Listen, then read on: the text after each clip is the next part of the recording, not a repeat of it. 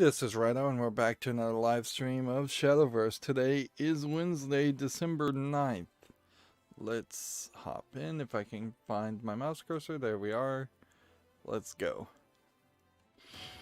I suppose since I'm still playing the nonary game Virtue's Last Reward, and each of those episodes is taking about 3 hours, all of yesterday I spent probably, I would guess 12 hours potentially playing the game, trying to wrap up. I'm probably less than 2/3 of the way done with it. So there is this, I guess, inherent desire to not waste time. So let's see, Bloodcraft or Havencraft, we'll replace that. Let's see if we get anything better. Swordcraft or Havencraft. So maybe we could focus on some Swordcraft today. That pretty much lines up the accountability section as it is. I have not done anything else other than record footage, which is the right response, frankly, because so often here we've had accountability sections where I've said, oh yeah, I've just done nothing, I've just worked on my server, just done something else that's not YouTube related. I, in fairness, haven't worked on the server, so I'll probably swing back to that. I did go to my router, and hopefully that will... Let's open another pack since we got a very high level card there. We might be on a bit of a win streak. We better to go out on just a regular card pack opening than potentially miss out on the possibility that the gacha pool on the servers are glitched. And do I want to open one of these? I feel like you should. I feel like just every time I play I should open one of these expanded packs until that stops being a thing, because once the new card expansion comes out, the newer cards in this expansion, since they've split it up in that weird way, will only be accessible through opening regular packs. So like this add-on expansion is going to disappear eventually, so we should try to moderately take advantage of it until it drops back to this. Because there was an add-on expansion for Fortune's Hand, and frankly we could have done fairly well to potentially bought more cards if we had more things. So extras, no extra legendaries, obviously. That would be really crazy, but lots of extra silver and bronzes. As for Virtue's Last Reward, it's just increasingly getting difficult to pay attention to the story. There's still a lot of repeated content. In particular, there's a specific point where you have just a lot of dialogue that, had that dialogue been at the very, very beginning before any decision was made, you would only have to have seen it once, which you really only need to see it once because it just explains the basic rules to the game. And instead they put it after the first decision, which means when you are retroactively going from the first decision to the second decision, which you have to do 3 times, you will inherently have to see the explanation of the rules 3 times for each branch, which means you see the explanation for the rules a minimum of 9 times in the game. And it's not like it really changes much. There are some cracks that are starting to show as far as the timeline hopping and one timeline affecting the outcome of another timeline. There are some slight changes, but it's honestly, it's 10, 20, 30 sentences that are exactly the same, just so at the very end of a conversation there is one sentence that's added that's not really changing much. I have now managed to see 2 of the, what I assume are 9 endings for each of the characters, and by being able to see those 2 characters, I was able to get bits of information that unlocked 2 of the previously locked to be continued sections, which it's definitely an awkward experience to get to the end of a path that where the story really hasn't ended, but it just is going to straight up ask you, what piece of information have you learned in a different timeline that could possibly save the day and let the story continue? And since you actually haven't, more than likely wouldn't have actually had that piece of information, it just puts a to be continued screens. That is a problem that is even continued further on, in the fact that there are definitely some game over scenarios where the story just kind of ends without as much of a finite end as you would like for a story about people in a death game. Like, there are a lot of scenarios where one character escapes, and because the door only opens once, the door to the outside only opens once, everybody else gets just trapped inside this facility. It would be very easy to say a sentence says, "We never escaped," and we never escaped, and death was the only, and our deaths eventually came. Something along that line.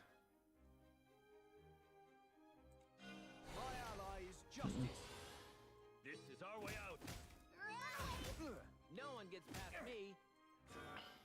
But it doesn't really do that. It just kind of says game over, which, okay, whatever.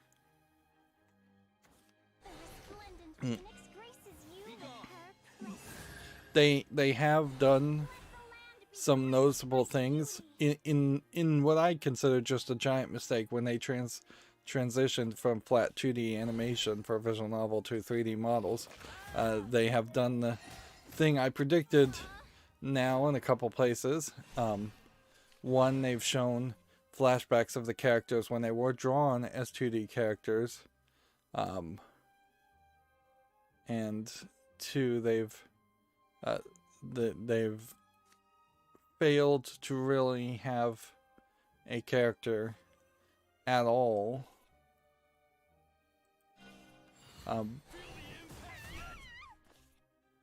on the screen. Like, there's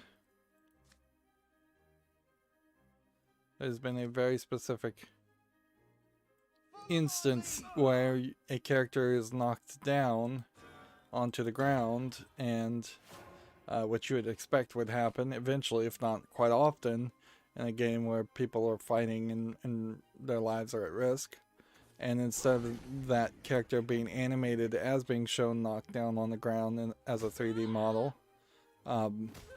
they instead just show a empty floor, and it makes basically no sense. There's also been instances where a character should be sitting on the floor, but when you're in the escape room section, you don't see any of the characters, so the character just kind of disappears. It made some sense when the characters were awake that they may just always be standing behind you in the escape room sections, and that's why you don't see them. They just get out of your view when you turn around. But it makes no sense in this case, because the character that would have been sitting on the floor would have also been sedated and asleep, so they couldn't have moved out of your view. I've also run into a couple of puzzles that have, as the game continues to grind on, and I know there's probably 12 plus hours more of content that I'll have to go through. I found two puzzles just too frustrating for me to really try and figure it out. One in particular where you had to figure out the right number of spaces to go around, basically like a Monopoly board where there's different squares, and each square has a letter in it, and that would give you a password. For the life of me, I could not figure out if the count started with 1 because on the square you were starting on, or what. And even having looked up the solution and I think understanding what they meant for you to do, I still could not get the numbers in my head to line up. And I spent probably 40 minutes just counting the squares, going like 1, 2, 3, 4, 5, 6, 7, 8, 9, 10, just over and over again. And I'm like, none of these are lining up at all. And there's definitely been a puzzle like that before where it took me like 40 minutes to just try and figure out the order of multiple different ways to interpret this puzzle. And I assume there's 3 to 5 to maybe even 6 final escape rooms that I need to do. And then I think at a certain point, if it's like the first game, we will have done all the escape rooms and the story will just continue to go forward. There's honestly, I think, considerably less decisions in Virtue's Last Reward compared to 999, because in 999 it really was conversation choices that you had, and the order of those conversation choices felt like they might have some importance, although maybe they really didn't. But in Virtue's Last Reward, it is much more watered down. It honestly feels like a lot of Virtue's Last Reward was going to just be some additional like anime TV series that wrapped up 999, and it wasn't going to be a true sequel, as it were, to the game, because it just doesn't feel that fleshed out. Although it could also be that they just spent all their budget making 3D models, and that was just a huge mistake. I mean, I'm really determined to believe. I'm really fairly certain. I'm not really determined to believe. I'd be willing to change my opinion if I saw evidence of it. But I'm fairly certain that they did make a huge mistake going with the 3D models, and that blew their budget. I've seen the credits twice now. There's considerably a small number of people that actually worked on the game, and oddly they put the English localization team's credits above even the Japanese credits of people who worked on the game, which that seems fairly odd. We're still also running into the problem where all the dialogue from the main character is not voiced, and all of the dialogue when you get to the reward section, because you've actually gotten to a good ending, or even a kind of a neutral ending, once you start to get backstory on characters, that really sucks, because then you have 3 big paragraphs worth of text usually that is not voiced out, and you have to just read it. There are 2 characters from the previous game that have come back, and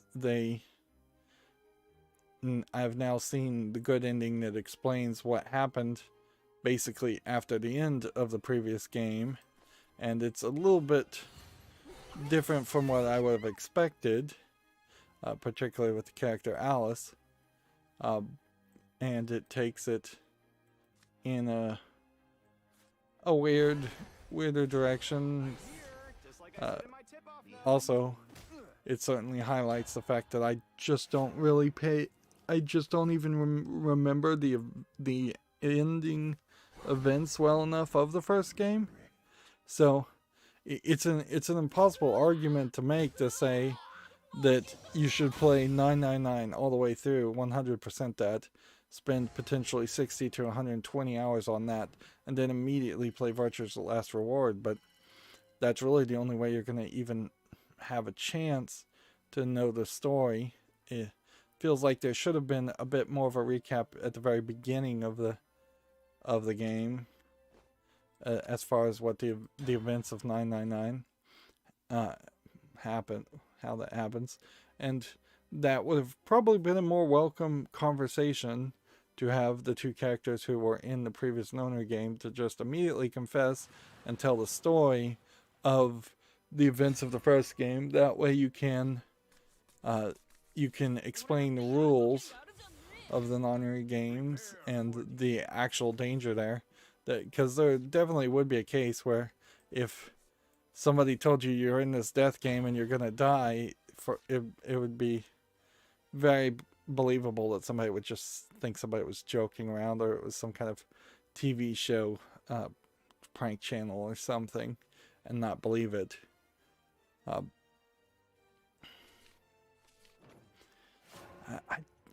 have a problem here seeing cards on top of digital water. That just feels wrong somehow.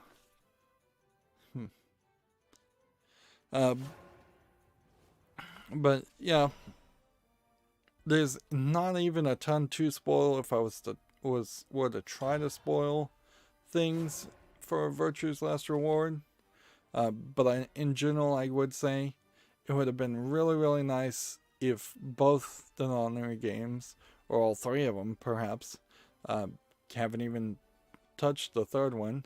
It would be nice if those were anime shows or a movie instead. It would have been nice if there was just a better writer and an editor and just more budget to say, hey, we have a story we want to tell, and this gameplay mechanic, as it's set up, as it's been implemented in 2 games, does not really help tell that story in an efficient manner. And it really is a matter of efficiency more than even quality. I would argue that things like the Lord of the Rings books also run into that issue also, where there's potentially just a lack of efficiency in the writing, which some people very much enjoy when entire paragraphs are given to describing what was eaten for second dinner in Lord of the Rings. But I think a large percentage of people wouldn't really enjoy that. And even when you see the Lord of the Rings books, or book, may just be one book, when you see that translated to the movies, there is then this reverence even in the movies to keep everything in the story, and you end up with 3 Lord of the Rings movies when a different editor, director would almost certainly make an argument to cut a lot more from the story than what was cut in the Lord of the Rings movies, which I think there were probably some elements cut from the book.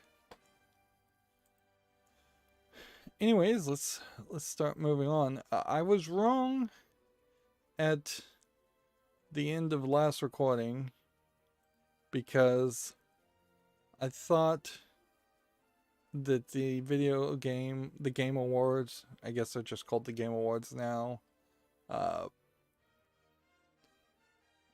thought that that was going to happen on Monday, but I guess it's going to happen on Thursday.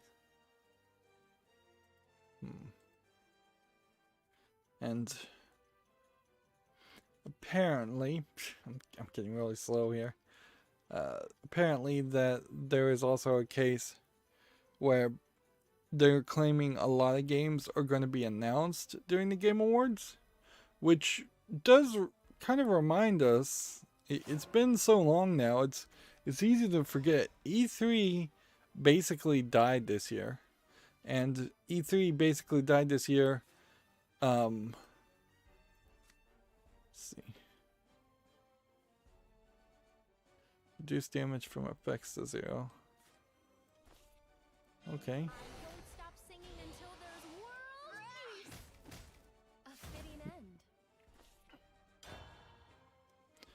So, yeah, if I recall correctly, it's been a very busy year, 2020, to say the least. But if I recall correctly, E3 was canceled, maybe because of the pandemic, but it was at such an early stage of the pandemic, too, that the epidemic, yeah, that people weren't thinking it in terms of how big it has since gotten, or but yeah, E3 was canceled. Although I also think that there is a very decent chance that E3 would have been canceled anyways, because so many people were pulling out anyways this year. You could make an argument that Sony single-handedly canceled E3 by pulling out, and like Microsoft is part of the same organization, a member of the organization that runs E3, so they were going to kind of support it regardless. But I think Square Enix and Activision and EA all had eventually decided that they were going to pull out also. So yeah, E3 was killed, and that left a lot of games potentially to be announced in other ways. Nintendo has done over the course of the past few years a great job of shifting all of their announcements to other formats in the form of Nintendo Directs.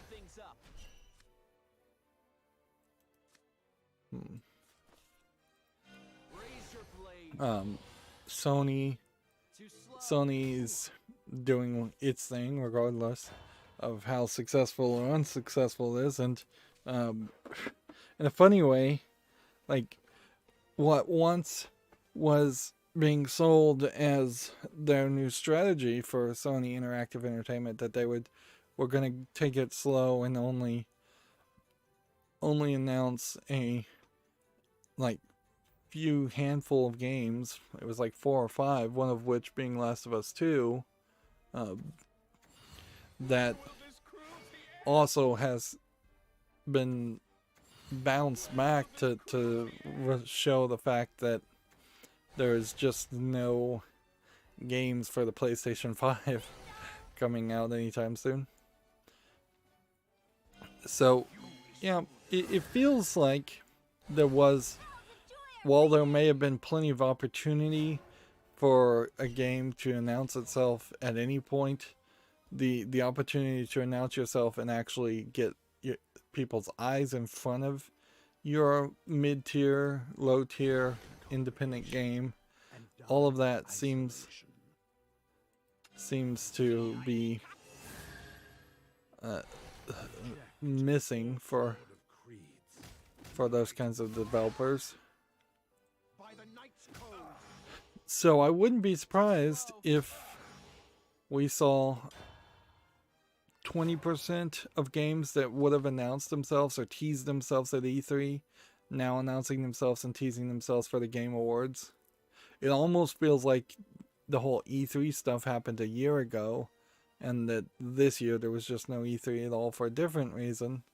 But I don't believe that's actually the case.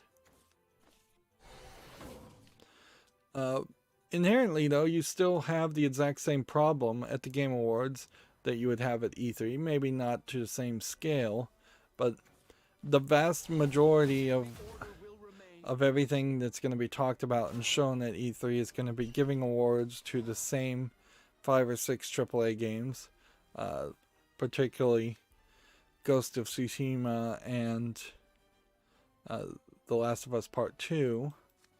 There's, I think, perhaps earned backlash against The Last of Us Part 2 in the public voting now, the like Player's Choice public voting award, which is just like one award. I still wouldn't be surprised one bit if the voting board at the Game Awards, which is almost certainly made up of video game journalists, all totally align themselves to give many awards to Last of Us Part 2 more than they deserve, and the one public voting award is going to give it to Ghost of Tsushima, almost certainly, and then still the other 2 or 3 elected choices aren't even really competing.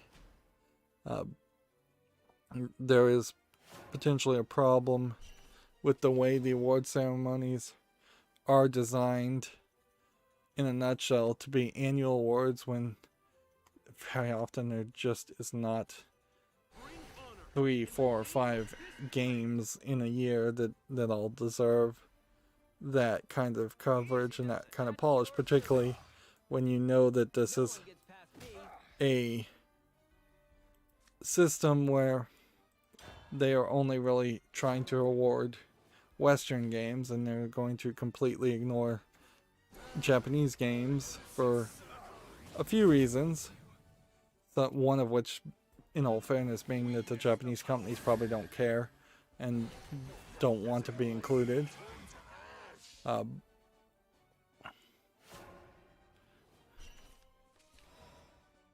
there anything here?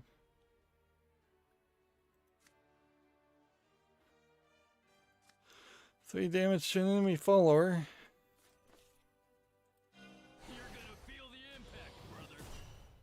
And then evolve.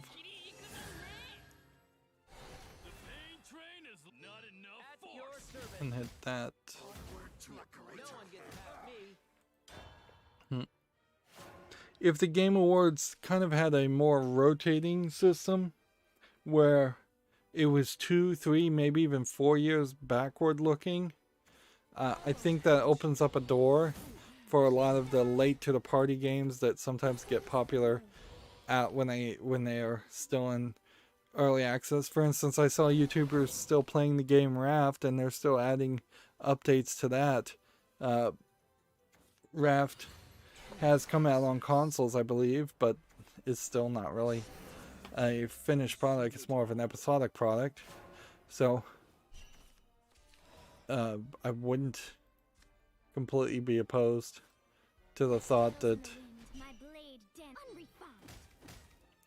they would potentially No one gets past me. give an award to Raft 2 or 3 years down the line, as it's still being supported. I think it would be fairly fair to give an award, say this year, to Minecraft for its most recent updates if they became very popular, or because of past updates in this year. Minecraft constantly gets new content, so it somewhat deserves some consideration. Oh, I suppose I also buried the lead. Oh wait, I also saw my chat. I haven't been paying too much of the chat lately because not that many people have been commenting. We have Bundy Tanner says, "Why does no one watch you? This is so sad." Frowny face. Yeah, well, I don't. If I knew the answer to a definitive answer to why, which is almost certainly a split between a lot of different people's reasonings, I would be able to almost certainly address it. But I can certainly explain it's all YouTube's fault fairly quickly. Truth of the matter is, YouTube's algorithm is garbage. It only recommends the things it wants to recommend. It only recommends channels that have absolute successes in every video and stream that uploads. So because I want to be a video game critic that does long plays and covers games from beginning to end, when I put out on a Monday, Tuesday, Thursday, Friday, Wednesday weekday release of any of my pre-recorded footage that happens, so there's usually 2, maybe 3 games that are airing on the weekdays every day, covering that footage. When that comes out, that gets no promotion. and that fails fairly miserably, and so nobody sees that. Eventually, I think fairly quickly, the algorithm decided, because one specific game I covered wasn't that popular, that none of my pre-recorded footage was that popular, and it only started to emphasize live streams, which inherently YouTube has said that they were going to emphasize newer content and live stream content anyways. On occasion, I do get a decent successful live stream that very quickly gets 11 to 20 views.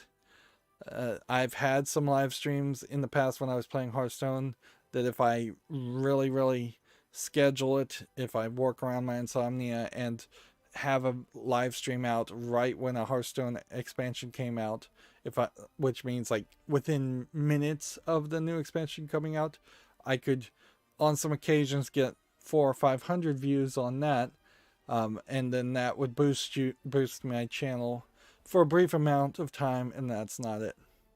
YouTube also overemphasizes watch time in a weird way, which has created a system where there's just a lot of people that do a lot of clickbait and things people don't like, but still get mentally tricked into watching. So when you have a more natural conversation style live stream where it goes on, people tend not to stay on these 3-hour long live streams for 3 hours. There's a decent amount of watch time that I've decent amount of incidences where I've had a 3-hour live stream and then the average watch time is 2 minutes 30 seconds. People, obviously, some people are just gonna log in, not like what they're seeing, and then leave very quickly. And so the watch time is not high enough to YouTube standards. Bundy says, yeah, YouTube screws every small YouTuber over. Yeah, they also screw over all the big YouTubers. They've gotten most recently extremely aggressive about screwing over small YouTubers, to the point where now they're saying they're going to literally put ads on small YouTubers' channels even if they don't want ads, and they're not going to give any money whatsoever to it. The only hope in that is that perhaps in the new license where they've said that they're going to put ads on small YouTubers' channels, maybe they mean they're going to put, like, maybe not preload ads, but the picture ads. Ads have gotten completely ridiculous. They've now created a scenario, though, where the small YouTube content creators who weren't making any money at all, but were able to have a channel ad-free, are also now in the larger, ever-increasing group of people mad at YouTube. So there's basically nobody now, except for big YouTube content creators, who wouldn't easily make the argument that you should just go find a way to block all the ads on YouTube and just try and watch it for free. The ads have gotten incredibly annoying, and it's one thing for a content creator to kind of hold their tongue on how annoying it is. Most content creators watch more YouTube than the average YouTube viewer, so they're seeing the ads and they don't like them either.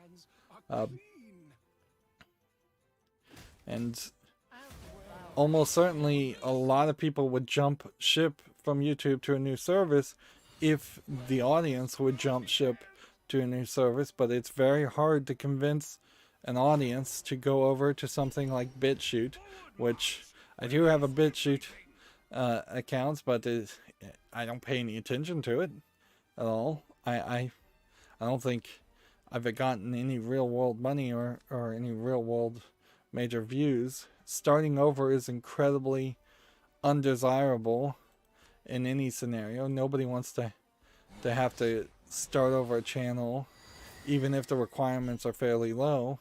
That's in part why it was so frustrating when YouTube cheated and pulled the rug out from under a lot of small content creators, because I was in the YouTube Partner Program.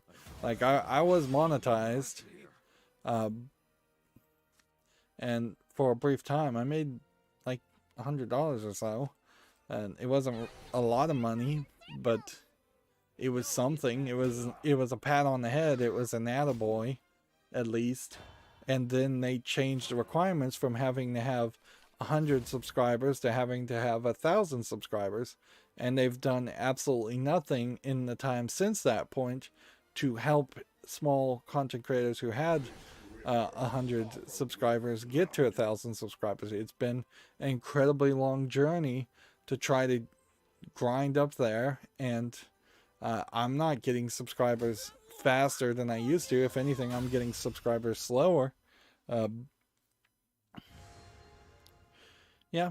On the other hand, we can blame YouTube all we want. At a certain point, there is just a speciality to the kind of content I make too. And there are definitely people out there who just think my YouTube content sucks and don't like it. And at a certain point, that just boils down to a matter of opinion. There are definitely things I could do more if I wanted to increase the quality of my content. I could be like every other YouTuber. I could edit out footage instead of putting up unedited footage, and I could try to be a personality. I could definitely go into the audio and edit out the ums and ahs. I could take what would be 4 or 5 hours of footage and boil it down into a 15-minute video. But inherently what that would do is shift me from doing the thing I like to do, which is play video games and be a video game critic, into becoming an editor of video, which is not something I want to do or are particularly good at doing. Sure, if this was successful and money was rolling in, that would be a great opportunity, and one of the first things I would do if this was a financially viable effort, one of the first things I would do would be to hire an editor and hire an artist to do thumbnails. YouTube overemphasizes thumbnails like crazy, to the point where you have to have a face in your thumbnail, you have to have a red circle, you have to do all the little clickbaits, red arrow, click here, all that kind of BS that nobody likes, but apparently people still fall for. But yeah, I'm not an artist. Critics typically are not good at creating things, so I can't, even if I was to spend all the effort I possibly have, I still can't make thumbnails. It just doesn't. It's just not within me. I could certainly remove things and edit, but it would take me so long. So yeah, there's some things I can improve. I could also throw a lot of money out and try to play the newest of the newest games, but I will say so far that has not worked for me. There's been 2 or 3 times where I've gotten a brand new game in the like Control and Witcher 3. I've had both of those games, tried to play them as fast as possible, get footage out as fast as possible, and being a small-time YouTube content creator, my content was still completely buried, and it did not really get views. The best, most successful video on my channel, sadly, is a video that's actually a how-to video on how to set up a Hearthstone deck tracker, which is out of date and pretty much useless, but I can't take it down because then I think I might lose those views.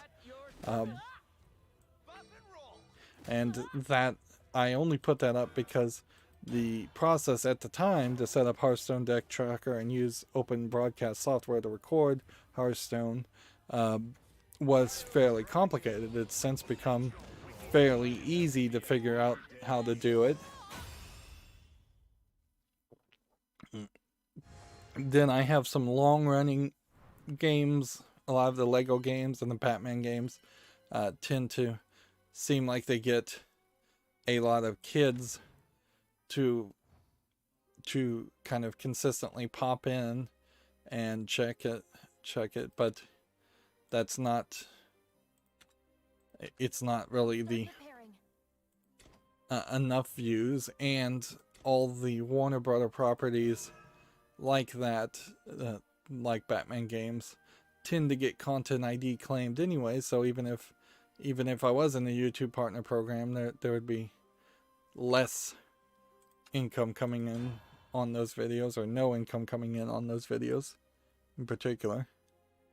To wrap up this general whine as an explanation, the only thing I can really say is, for me and for every small YouTube content creator out there,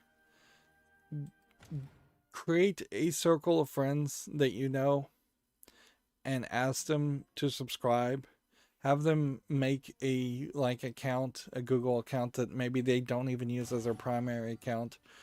Typically, I think most people that go to YouTube just are on the suggestions page anyways, which doesn't suggest things you're subscribed to accurately anyways. But a coalition of helpful fans who are willing to run around and subscribe to small YouTube content creators, even if you never watch any videos, is really, really helpful to get those subscribe numbers up to 1,000, which is a difficult task.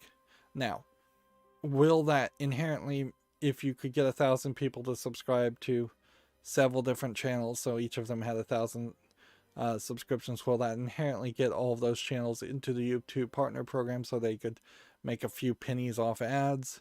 No, because a lot of channels, if they just had 1,000 subscriptions, aren't going to put out enough content to get enough watch time to get the 10,000 watch hours that you also have to maintain to be in the YouTube partner program.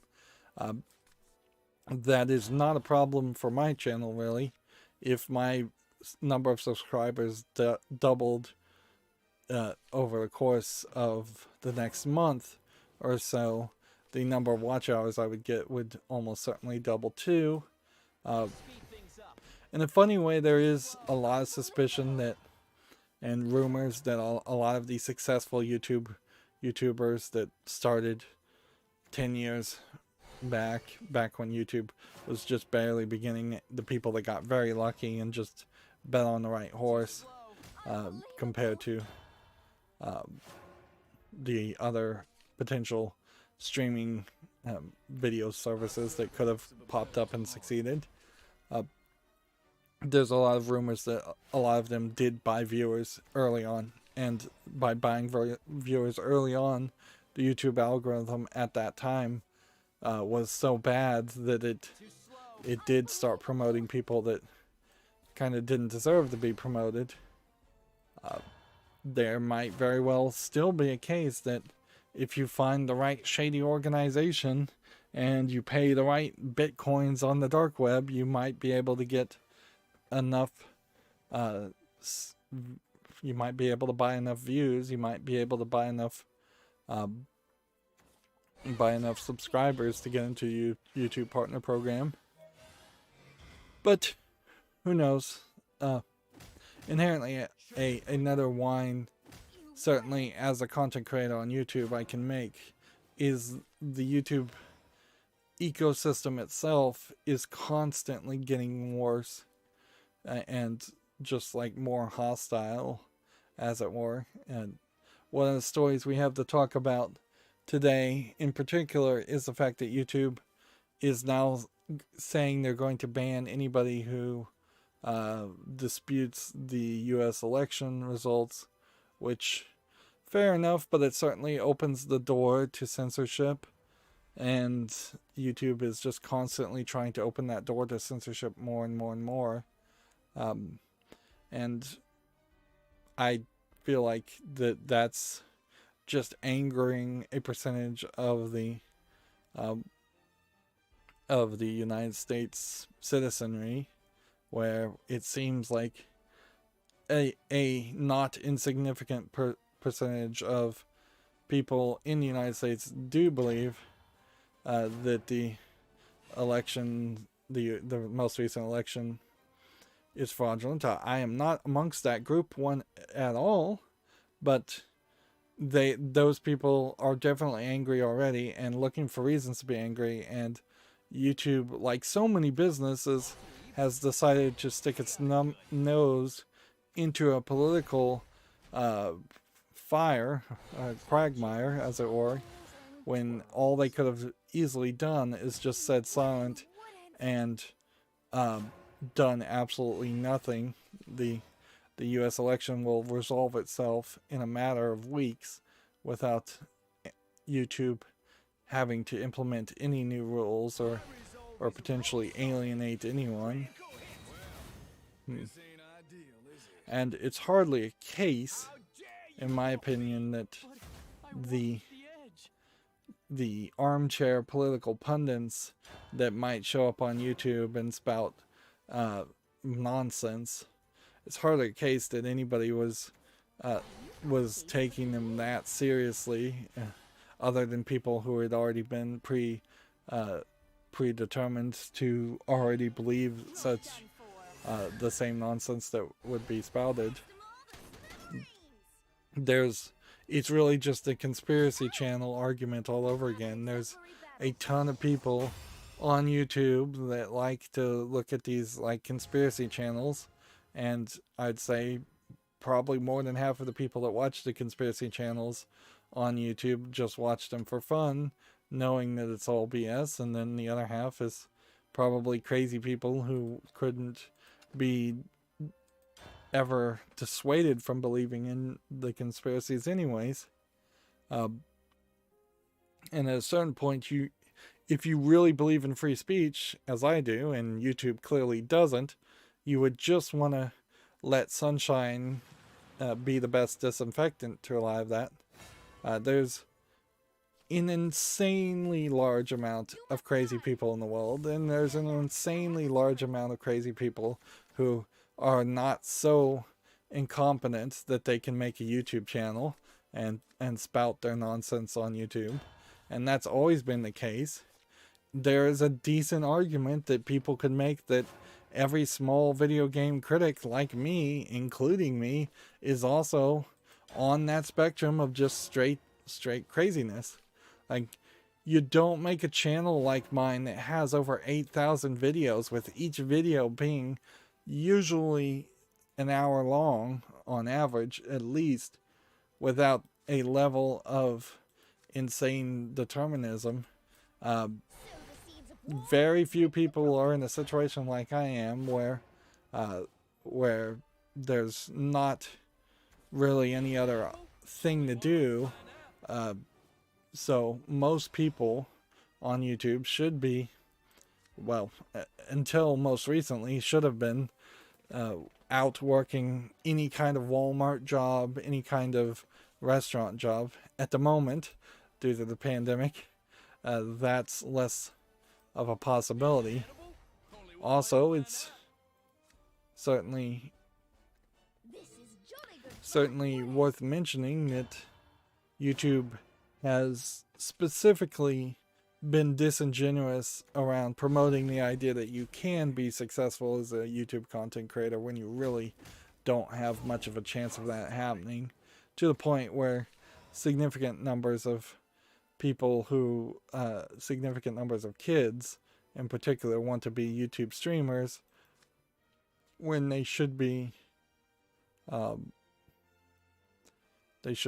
hoping to become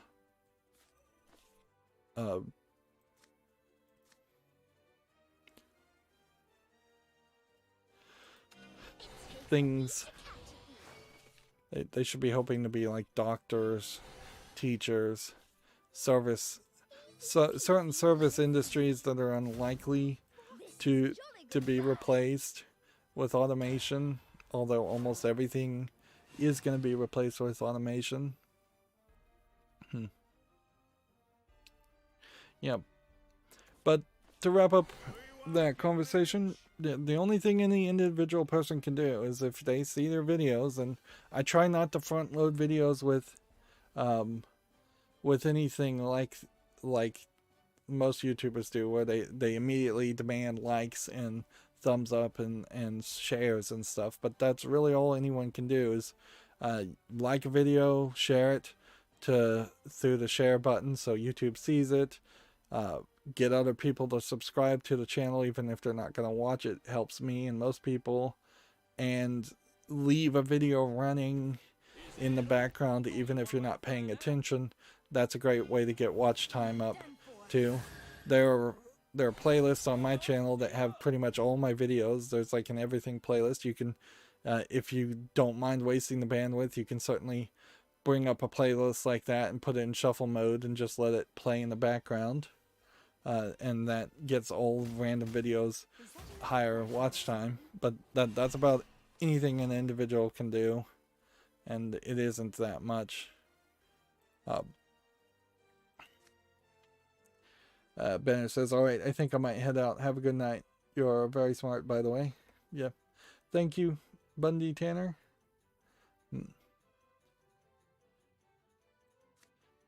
Have a good night yourself. Let's do that.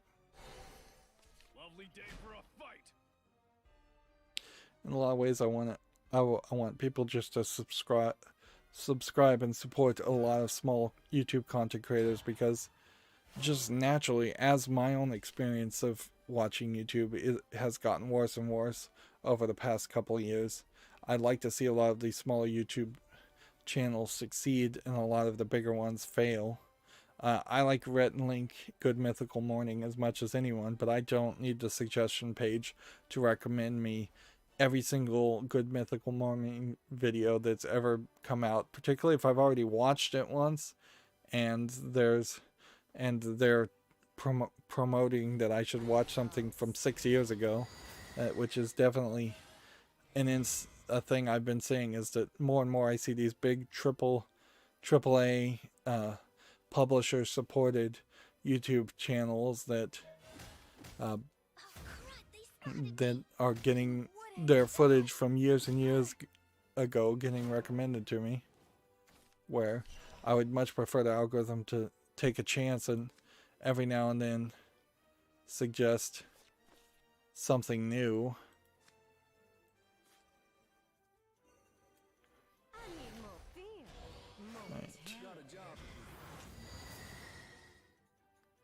Okay, let's go and kill this. I'm gonna keep this one, and this one, and that one. I made a mistake there, because then I could have done that. I could have done that. And I could hit that. And then I believe if I end the turn, that kills that one. Getting back to the news, Cyberpunk 2077 is out. So far, I feel like this is kind of a great example of embargo rules letting CD Projekt Red and other AAA game developers hide the flaws in their games. There's a lot of reviews I've seen that seem to have no mention of the bugs, which either makes a case where Giant Bomb didn't sign an embargo and they're talking about how Cyberpunk is incredibly buggy. This is at least 2 different people played it on 2 different computers on 2 different coasts. They seem to see that there's a ridiculous amount of bugginess. Whereas Digital Foundry just showed pre-recorded advertisement footage, which is what I hear the embargo requires a lot of people to use, which highlights the visuals perfectly, and Digital Foundry said nothing about any of the bugs at all, to the point where they didn't even say the word bug, which many embargoes do say you cannot mention any bugs, and they intentionally put the mainstream video game critics in a bad position because they're having them play a pre-patch version, and they can just always make the promise that is only ever half of the time kept, that all the bugs would be patched in the day 1 patch. But also, in fairness, there is a lot of instances in which all or most of the day 1 bugs are patched on day 1, so they keep it fairly balanced that way. You are done for. So I will support the vanguard. Carry on. the bugs definitely are an issue. The other issue, One fell though, is that Cyberpunk 2077 seems very much like a Deus Ex game just made by CD Projekt Red, which was something I had predicted that the game very well may have been based on what was actually being shown. They were selling it and saying it was more of an action game. Really, it doesn't seem like it's an action game at all. It definitely, from what I hear, I haven't played any of it, but from what I hear, it is very much like Deus Ex, where each building that you need to get in for a story mission has a like hacking path or a run and gun path or perhaps a jumping through to a roof path that allows you to get into an area, and when you get into an area, there's then possibilities that you could talk to people, but then there's also, I think, a lot of possibilities where you're just gonna be able to run and gun, and I imagine one fell blow. those two options are gonna be heavily prevalent. It's apparently, from what I hear, a very big city with kind of nothing in it and a lot of people that kind of don't do anything. When you get out of the city, there's more of a nomad desert area. I hear that the car mechanic that was really, really highlighted drops the frames like crazy. And then Giant Bomb definitely has a problem with just the kind of sleazy, offensive advertisement that's in the game. Specifically, there seems to be marital aids / dildos all throughout the world in Cyberpunk 2077 that you just pick up and sell kind of like junk. They're all over the place. There's advertisements for like Cokes that says drink it or F off, which at a certain level that might have worked as a joke, but it seems to be falling fairly hollow. I could definitely see how people may have, the developers of Cyberpunk 2077 may have thought that that was going to be really, really on the nose when the game started development, and the world has just kind of taken a different twist, and nobody's really in the mood for the statement that I think they're trying to make, is that advertisement in this world is just going to get so aggressive and so kind of trolly that people would think that that's acceptable. There is like a genitals option, so my fear that streamers would have to play that game, and regardless of how much you tried, you would just never be within the range of being YouTube family friendly, because there would just be like potentially characters with lots of cleavage or straight up toplessness. I think a lot of that probably is confirmed, and it will be interesting to see if any streamer really can toe the line, unlike The Witcher 3, where there were some scenes of nudity that felt usually natural. In this case, it seems like they've just gone to extreme. Honestly, it all has like an 80s vibe of the writers doing a lot of cocaine while thinking up these ideas and thinking everything is going to play to every part of the world. And I definitely feel like there are going to be some more puritanical people that are going to find Cyberpunk 2077 just objectionably extreme for not really a good reason. Things up. Hands up. Too slow. Pussy horseshoe. I've been trounced. Too slow. You wouldn't.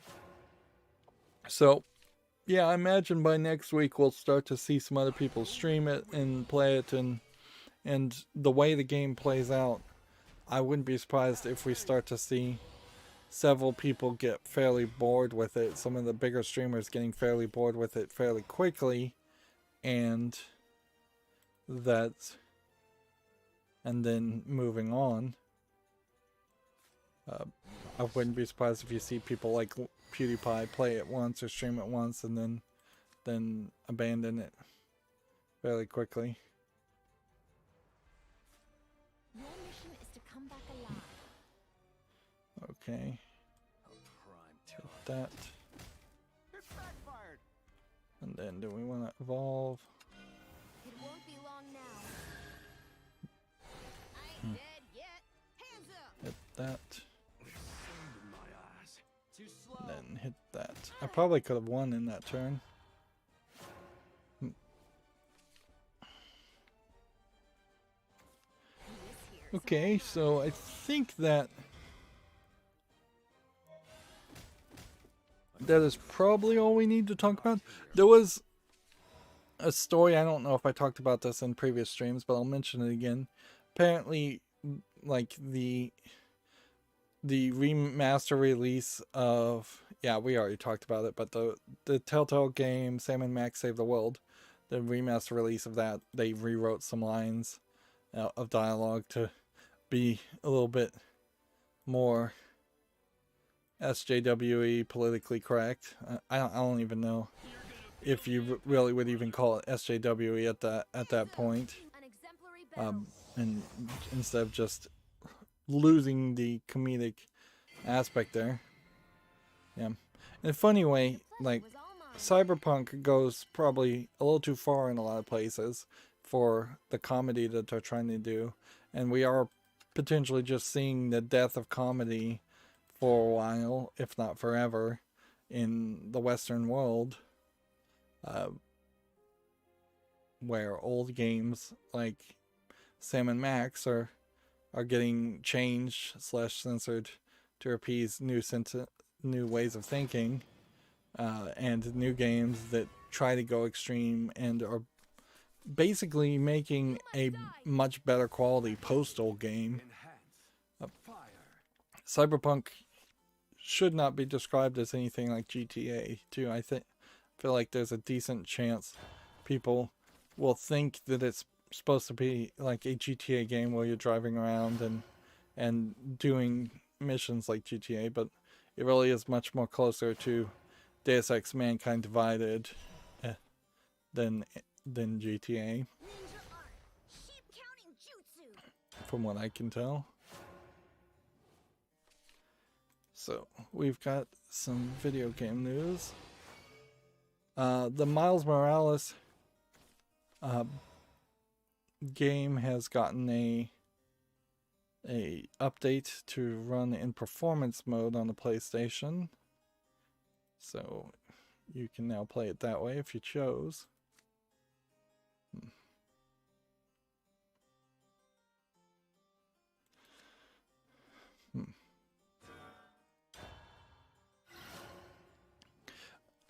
Oh, I forgot totally also talking about Cyberpunk that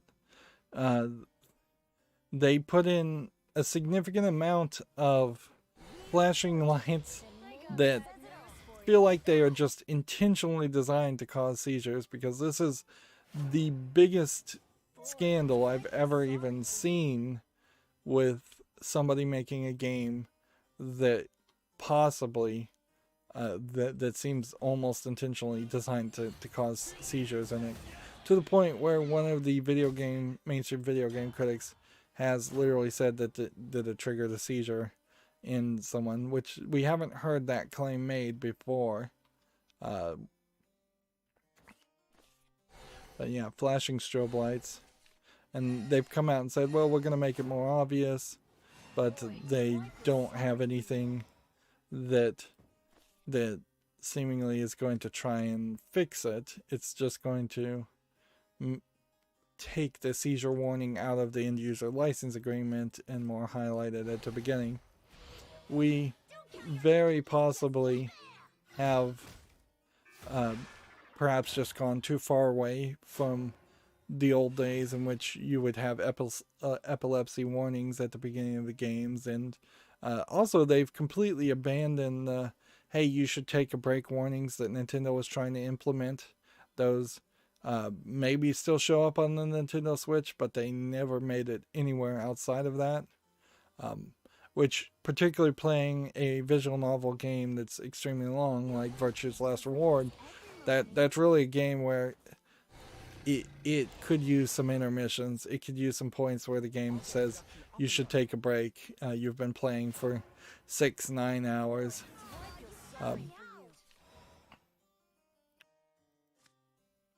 See. Let's speed things up. Too slow. Go and hit that. Okay, so we've got a game on Steam here called Ancient Worlds Egypt, which is a city simulator. I don't feel like making a city based on ancient Egyptians is particularly appealing. Visually, this is also not very polished. It says it's came out in 2020 and it's early access, $13.49 English only. I feel like a game like this also probably should also be written in Egyptian as a language, but yeah, there might be some politics around why that's not the case. Got a job to do. Alright, so we're gonna keep what's the best way to do this? I guess you keep this and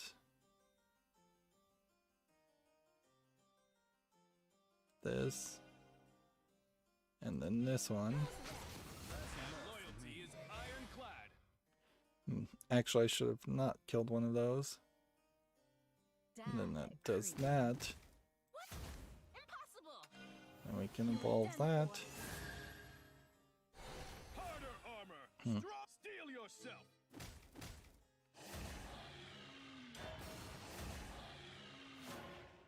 There we go. Yeah, $13.49 for Ancient Worlds Egypt. That's not that good of a game. Honestly, we're gonna have that happen a lot in the entirety of the games we look at today. It's like we are definitely scraping the bottom of the barrel. Nobody wants to release a game this late past Black Friday out. We've got a lot of delays that we'll talk about also. And so video games are just done for the year. It'll be like the only real big story I think we'll even hear is when Christmas actually happens and when there's a lot of revelations of people having to admit, oh, actually, I didn't have any money for video games at all, so there's a lot of kids that are just not going to have a very happy Christmas. Which, in all fairness, at this point, you should probably be preparing your kids to say, look, Christmas is going to be very, very light this year. It's like, I wouldn't go as far as telling kids Christmas is canceled, but you should say, hey, all the gifts, or almost all the gifts that we get are being paid for by the parents, and all the parents don't have any money because they don't have jobs. Got a job to do.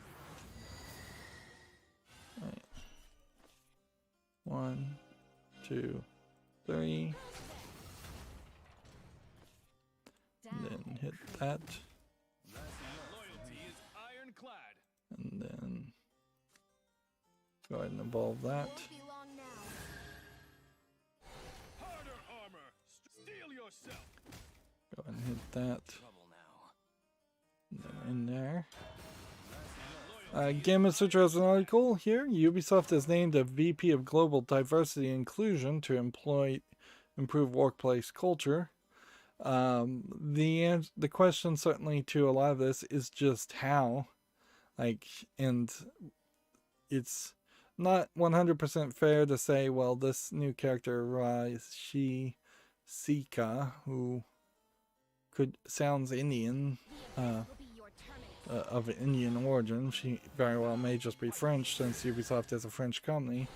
I don't even know if it's a she or a he, actually. Her, yeah.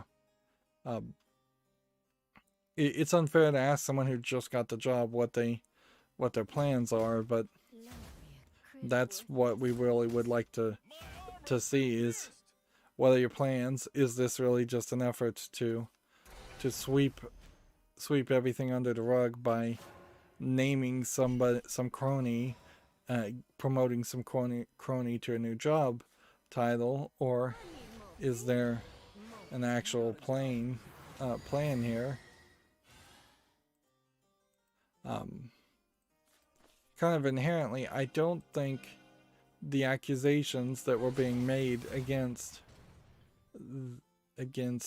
Ubisoft were accusations of there not being enough diversity per se, or inclusion in the jobs. The complaints were that the management in particular were all extremely toxic people.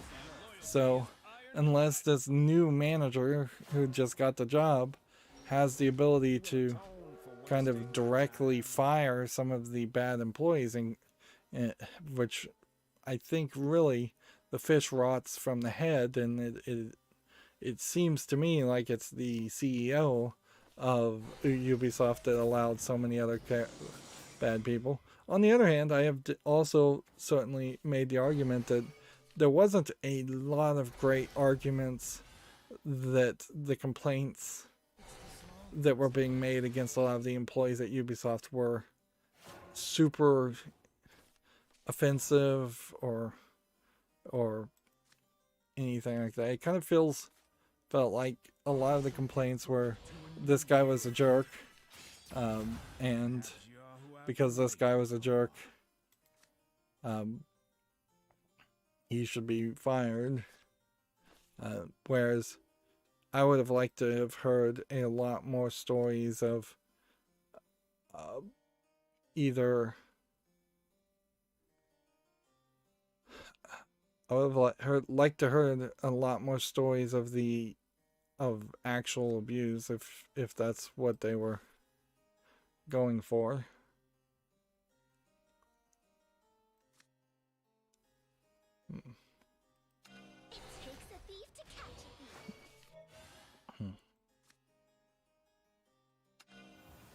Just gonna attack here with this one.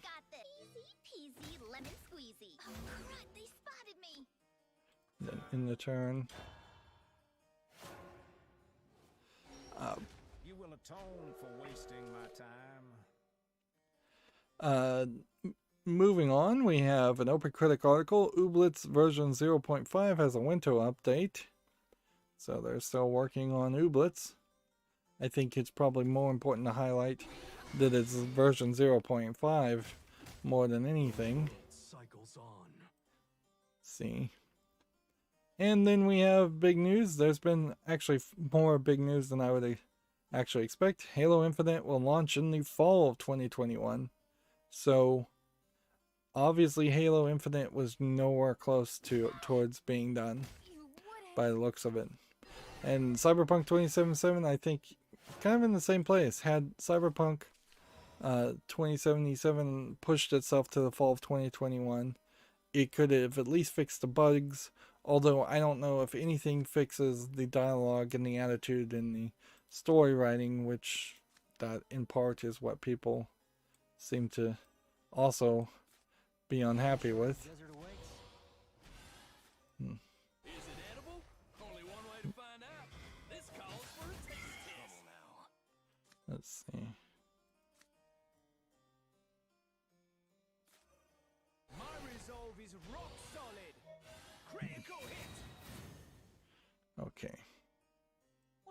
fear. Here. Perhaps you're who I've been waiting for. Let's speed things up. Too slow. There we go. Gamma Sutra has an article here. The Game Awards adds NVIDIA GeForce Now for demo debuts. So,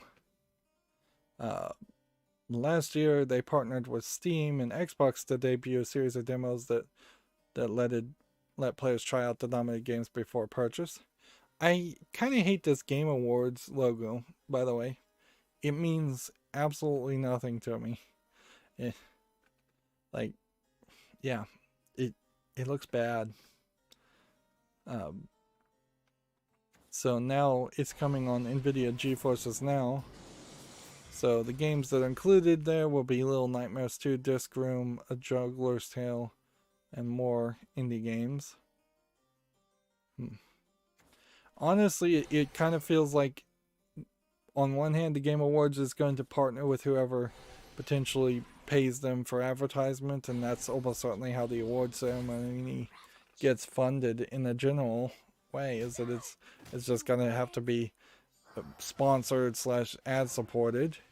On the other hand, you could take it as more evidence that it seems like for this year, as Gabe Newell is in New Zealand, that it seems like everybody working from home at Valve has opened up the door for a lot of employees to simply just not do anything. Not actually have a fall sale or winter sale. Like, we're not. Well, I have yet to see a guarantee that there even is going to be a winter sale, and the fall sale was basically nothing.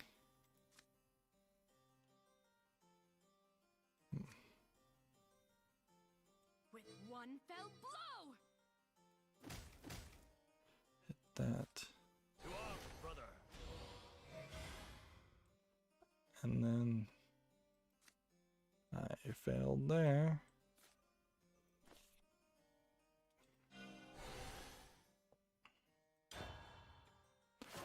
Moving on, Gemetsu has an article. Focused Home Interactive is teasing 2 major releases for the Game Awards on 2020.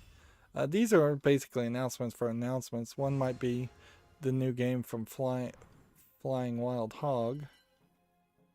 And December 10th. See, yeah. The Game Awards will be at December 10th, 4 p.m. Pacific Time, 7 p.m. Eastern Time, midnight GMT. Let's see. You can watch it on YouTube, Twitch, Twitter, Facebook, and the Global Awards. And I think at that point, that's probably all I need to say about the Game Awards today. And we'll try and just burn through things. Shift they have asked people to update their preferences if you have a Shift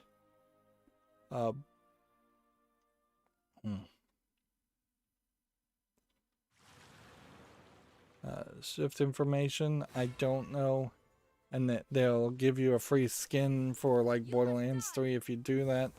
I don't know if that's because they're just trying to do anything to keep people interested in Borderlands 3, or if this is a case that perhaps their database was a little bit corrupted, or they have a new feature that they want people to potentially opt into without forcing people into opting out. It is fairly weird to get an email though from Gearbox telling me to update my Shift preferences for this free skin, when the whole Shift system was really just follow us on Twitter and we'll give you a golden keys. It might be a bigger indication though that that there actually is a case of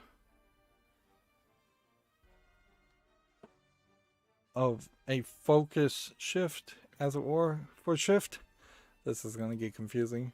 Perhaps they have decided that going through Facebook and YouTube and, well, not YouTube, Facebook and Twitter to put out shift codes is not getting enough views on their social media platforms, or they just don't care about their social media platforms anymore, and they want to get into more of a business of directly emailing people. Perhaps in the accounting and looking back, they secretly don't want to admit that Borderlands 3 didn't sell as well as they would have liked, and they are perhaps trying to blame that because people aren't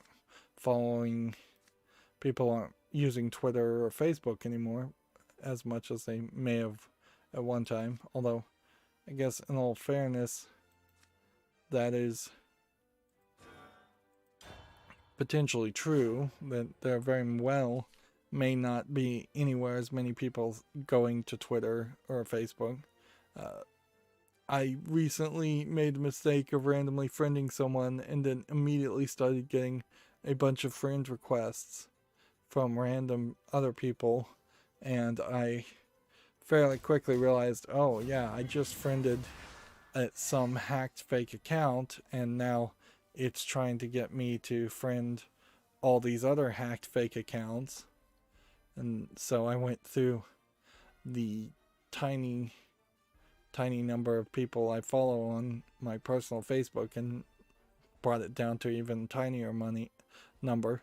And I don't really use Facebook for anything. I follow a few groups to try and see in general what people are posting as far as video games on those groups. It seems like it's pretty much nothing but memes or just bad hot takes. And that's it. I use Twitter personally to get news, but I don't use Twitter at all to do any kind of interaction, really. I've maybe posted 2 tweets to people and gotten basically no response from either one of them.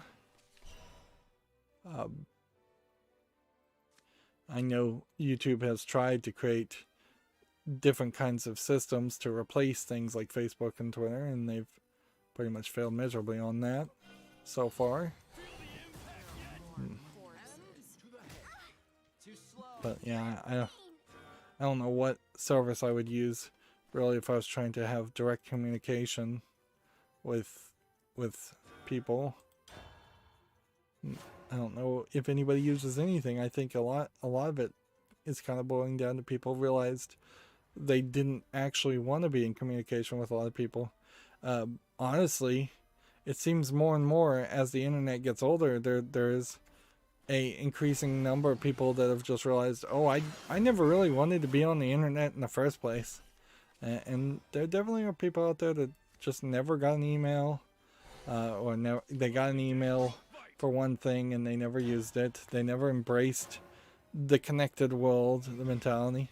It's become more obvious that there's a lot of people out there that don't succeed in polite society when they are allowed better communication, and that there's a lot of people out there that only are able to maintain their own personal worldview by hiding from all of the rest of society.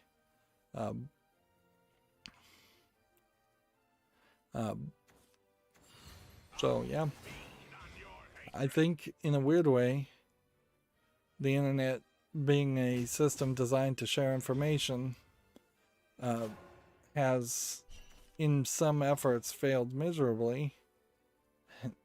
On other efforts it has succeeded very well. It's still, the internet is the best way to go and get any information of a technical nature or learn anything, in my opinion. Way better than having to go to a library or anything like that. But as far as shopping, that was never really something that people wanted the internet to be about, and shopping has definitely taken a significant portion of what the internet is in people's minds. Scamming is massively high on the internet. It shouldn't have ever been allowed to become that. But yeah, communication, people sharing their thoughts and feelings, that that seems to have yet to work. Maybe somebody else there will think of a new way.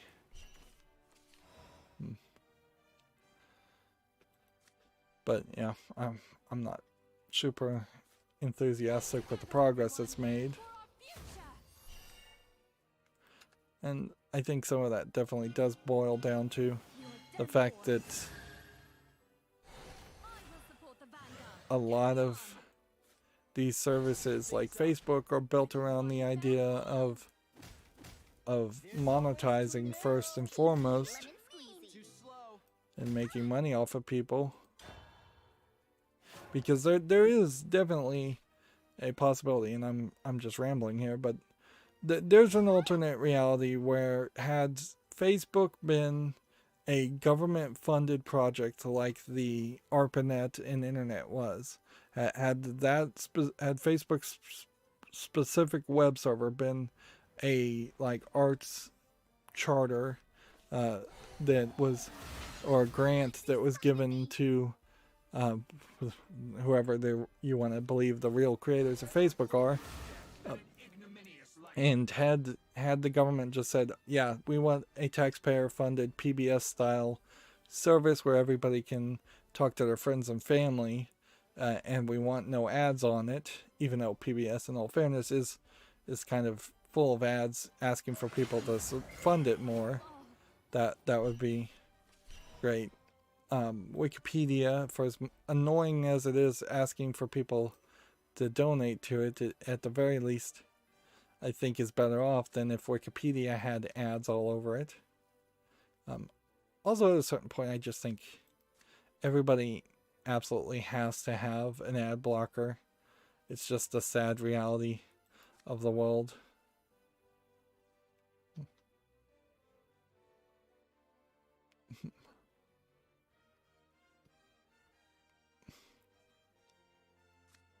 See. Let's speed things Your up. mission is to come back alive. Okay. Evolve. Gotcha. This Don't be so cold. Too slow. and that. Moving on though. Yeah, we're just dragging feet here. Desperados 3 Bounty Update reveals a new game mode and more. So, guess if you're playing Desperados 3, let's see. There's a light level editor. And Me's next game is also detailed. Which is going to be called Codename, and then some Swedish word, I think, for sweet potato. Which that doesn't tell you really anything. So, I don't know if there's a lot of information there that interests me. Maybe it interests someone else. I haven't given a lot of thought, certainly, to playing the Desperado series. It looks kind of like an XCOM game in the Wild West, which might be interesting. But I haven't even played XCOM, any of the XCOM games. Tactical retreat. Gamma Sutra has an article here. Next gen consoles helped raise GameStop's November store sales by 16.5%. I would argue, though, that should have been probably closer to 40%. And if GameStop really wants to have a massive turnaround and success, then I feel like it is you're still not anywhere close to it. If anything, I guess that very well just indicates that GameStop won't directly fail as a company by the end of this year. There's a decent chance that it won't fail as a company by the end of next year also. Tanukis just yet.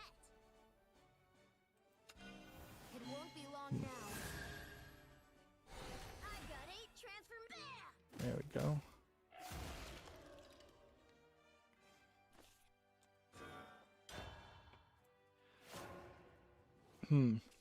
Particularly in this year, you are in this weird situation where we would like to see physical sales still exist, but most people who've ever dealt with a GameStop in the United States doesn't really want to see GameStop succeed. So that it would be nice if there was some competition there, other than going to a big box store like Walmart, Target, or maybe a grocery store that sells video games, which perhaps that's the direction it will go more into. But right now, when people are not leaving their house if they don't have to, or they shouldn't be leaving their house if they don't have to, you are definitely in a situation where it's no surprise that a storefront would not support or would not be doing well.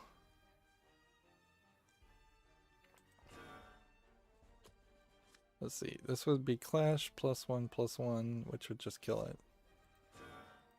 So I'll just leave it. Let's see, Gametsu has an article, Anno Mutationium, the 20 Awards 2020 limited time PC demo is now available. This one is available on Steam, oddly, though. I don't know what this game is, though. Although I would say it probably looks more interesting to the Japanese audience because it's being talked about on Gametsu. So here's it on Steam. It's tagged as an RPG action-adventure game with pixel graphics. I did adjust my router, by the way, in hopes that the thumbnails would load up faster. So with any luck that will happen. In this instance it did. This looks interesting, certainly, but what are you supposed to do with a demo here that has a planned release of 2021? It says it supports a bunch of languages. You could play the demo if you have nothing better to do with your life, but almost certainly, and this is the growing problem with anybody who has a Steam account, is if you've been fairly consistent about buying yourself games, you have more games than you possibly could ever need. There's something interesting about the art style here as we see it in motion, where it's pixely, but they've either put a lot of work in the pixel graphics, or there's a like almost secret better graphics version behind it that is then just getting blurred in real time, where most pixel-based games, every single pixel is placed very specifically, and usually that means you also have very few poses and very few angles. And usually when you see a pixel game, they also limit the color palette and the number of colors. Here you see a screen like this, you really don't have that. Also, this guy's not really as pixely as she is, which implies that they are using a system where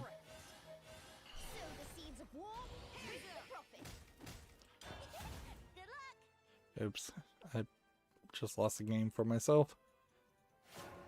Yeah, it looks like they're using a system where they're intentionally reducing the pixeliness based on how much in the foreground or the background it is, and then you have just completely non-pixel graphics here. And some of these background characters are a little bit pixely, but that is part of the thing. This boat doesn't really look pixely at all. Is that if you are going to use pixel graphics as an art aesthetic, it really needs to be an art aesthetic. Like, none of this background actually looks pixely because it doesn't improve the art graphics to have it that way. And very often when you see pixel graphics game, it's not there to increase the art aesthetic or bring any nostalgia to the gameplay.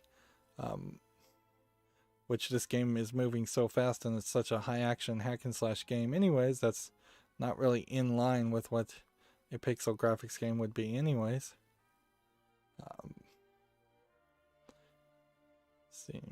Seemingly there's a like alternate reality also potentially happening in this story, and so it might very well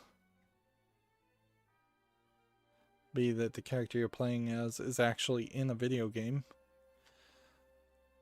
Yeah, visually that looks interesting to say the least, so. But I don't know what you do with interesting. This game has no release date. It's not going anywhere anytime soon. Gematsu has the same article here, same type of article. The game Graven has a limited time PC demo. I don't know what the deal with the limited time element there is also, because that just seems stupid. Like, absence is not going to make the heart grow fonder for somebody who played a demo for a game. Now this is an example of a game that isn't even intentionally trying to be pixely, and I would complain about it being not smooth enough on the edges and not visually polished enough. It's trying to be something like Hexen, from the looks of it, and Hexen fans might very well enjoy a game like that. You're bludgeoning people with a morning star, which you don't do that in video games, so there might be something interesting around that idea, but I doubt it. Specifically, the gameplay I saw for Graven did not even really match the images I see here. I didn't see any big monsters like this, and I didn't see the face of the main character, so which I assume that's who that is. Let's speed things up. And at some point it does really become a question, is it really news to talk about demos? And for today it kind of is going to be just news about talking about demos, because that's basically all we're going to have. Here we have an actual game, it seems, called Unto the End, which they're calling an action adventure game. It seems to be kind of a side-scrolling platforming game with hack and slashing. Seems fairly zoomed out for no good reason, because it doesn't seem like there's a lot of things going on. It also seems a little dark screenshotty. It's 1999, bunch of languages. I think this is deserving a follow, but I would not be surprised one bit if this tries to be a little bit Dark Soulsy and tries to be very difficult in individual fights, where I think I probably would want the gameplay mechanic to be a little bit faster. This might also be a game that is maybe better described as almost like a modern attempt on something like Prince of Persia, which was a lot about platforming and dying if you made the wrong move. Although I don't know if that gameplay style holds up for the original Prince of Persia. TechRaptor has a review for World of Warcraft Shadowlands. Apparently also World of Warcraft Shadowlands is like the best-selling game ever, which I wouldn't be surprised if there's a lot of ways you could trick that. 8.5 World of Warcraft Shadowlands base experience offers a variety of excellent content through new zones and in-game content. The framework is a great stream of content. For a great stream of content is there so far. So for now, there's a lot to enjoy. Pros, Torghast is a unique new inclusion. Covenant progression, excellent zone and story, very ult-friendly. Cons, travel woes, convenient abilities vary in usefulness. Or Covenant abilities vary in usefulness. World quests again. So, yeah.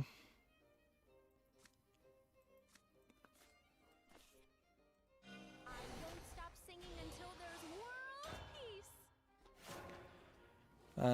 Yeah, I never got into World of Warcraft, but it does seem like there's still a community around World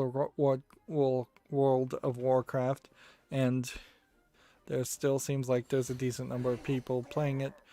Yeah, I think we also at any point now are at a level where nostalgia can just kick in, and somebody who hasn't played World of Warcraft for several years could come back to it and decide to re-enter the fray, and it would be potentially a weird experience if I was going to try and actually, as a new player, get into World of Warcraft.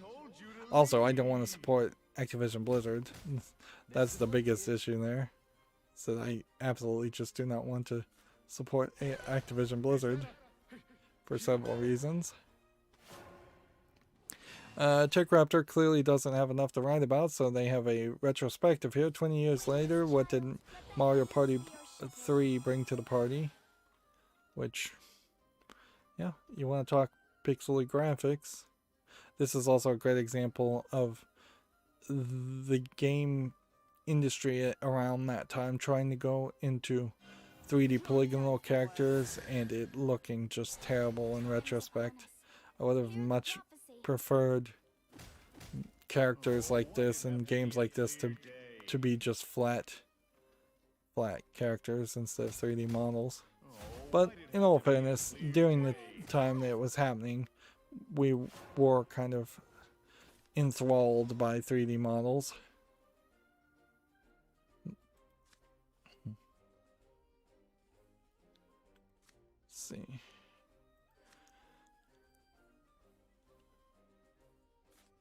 Now quiet, now furious. Is that a human? Let's see.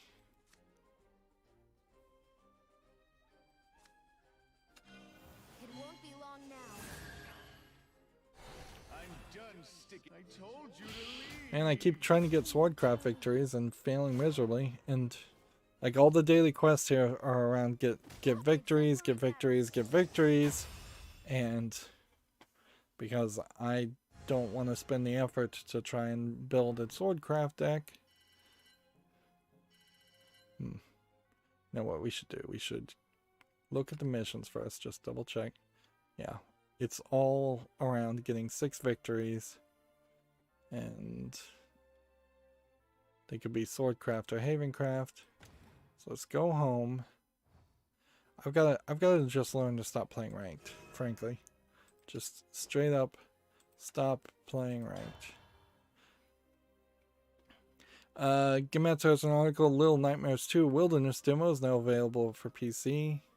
Apparently it still is on Steam, so even though they might be promoting Nvidia now, they still seem to be putting them on Steam. Here we have a game on Steam called Taskman, which they're calling a strategy auto battler roguelike. It's not widescreen, nor is it inconsistent even in its screen ratio by the looks of these screenshots. And I just don't see anything here. If this was a cell phone game, maybe I would consider it at that point, but the visual polish here is just a little lacking for a PC game. Also, they're saying it's early access when it doesn't really have a justification for that. $3.99 English full audio. Yeah, it's just kind of missing too much for that to make it to the fall list. We have Meriden 157 Prologue, which is a hidden object game from Novasoft Interactive, which they're giving away the demo for free, which, no duh. Of course, it's a demo for a hidden object game. It's kind of crazy. But then we have Meriden 157 Chapter 1 here, coming out at the same time, which is not the demo, as kind of a hidden object adventure game. They're calling it a point and click. And in that they want $2.99, which I'd be willing to put that on the fall list, but there is kind of this problem that they put out Chapter 2 at the exact same time.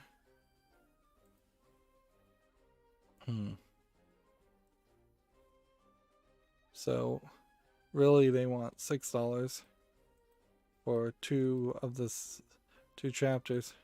And then that does leave you in this weird position where you just don't know if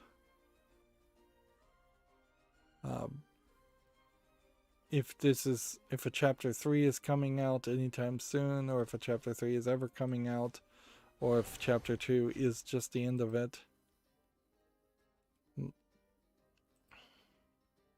So you're just kind of left with a lot of potential issues, certainly, where it's hard to justify buying 2 games of a series in episodic. Generally speaking, I don't want to support the concept of selling episodic games. Telltale is almost the exception to that rule, and nobody else. Because it's just, I haven't said it in a long time, but episodic really is the combination of the worst concepts of pre-ordering and DLC all in one.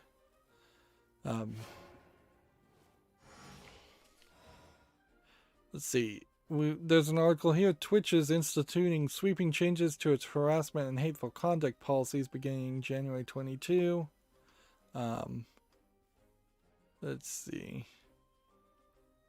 The new policy is broken down into 3 sections: harassment, hateful conduct, and sexual harassment.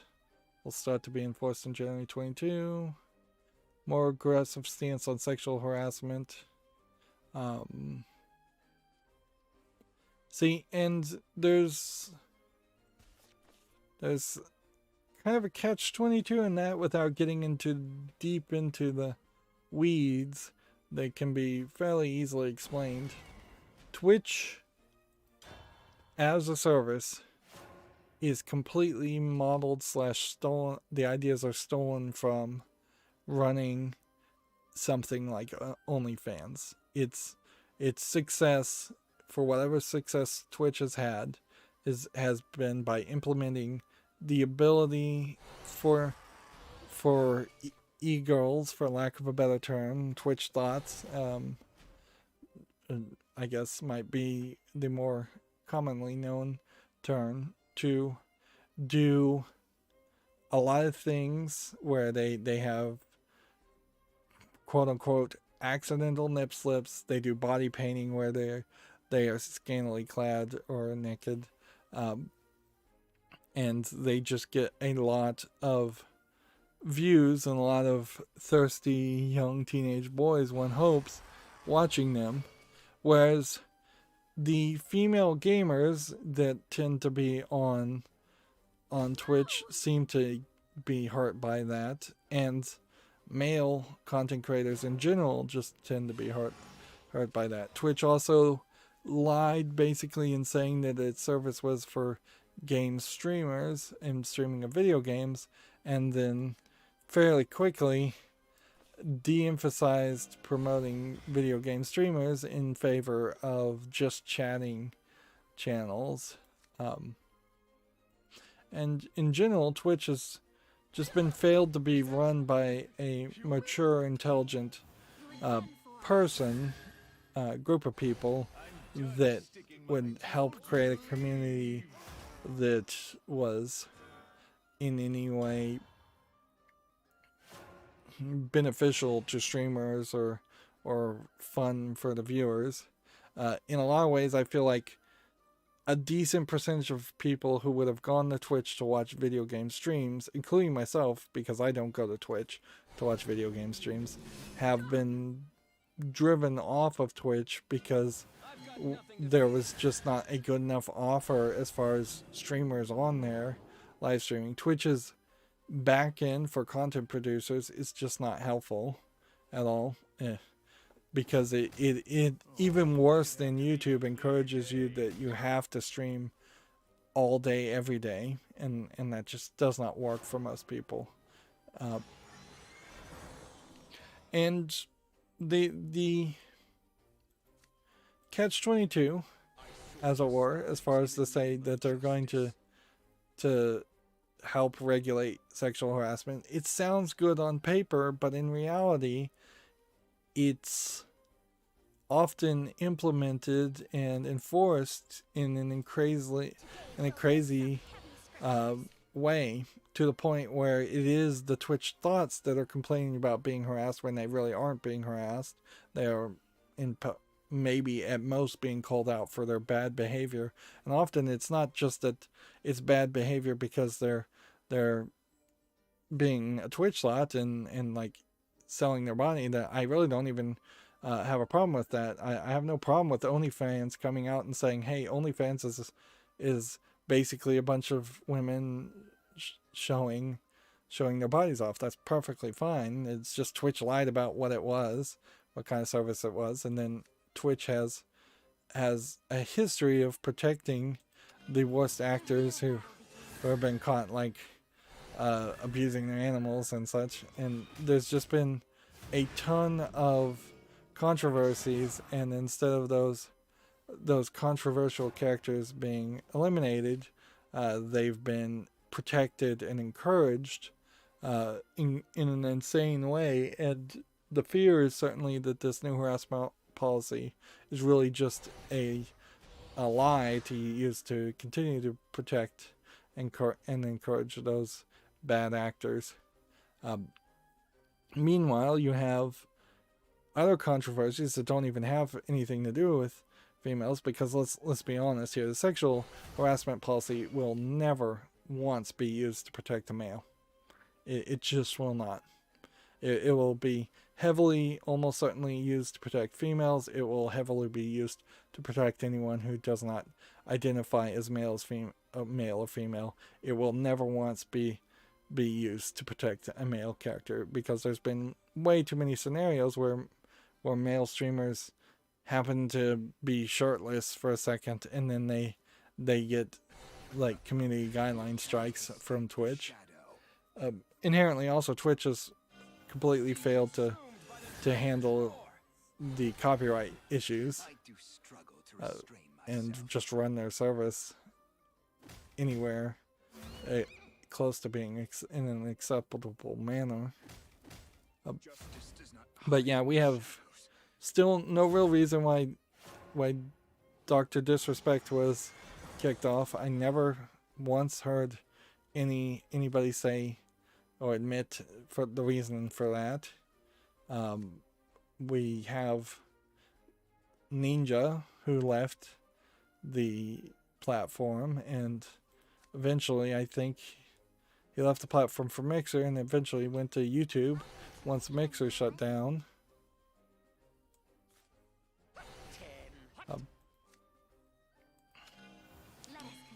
So yeah, the two of the most potentially recognizable streamers are not on YouTube, not on Twitch anymore.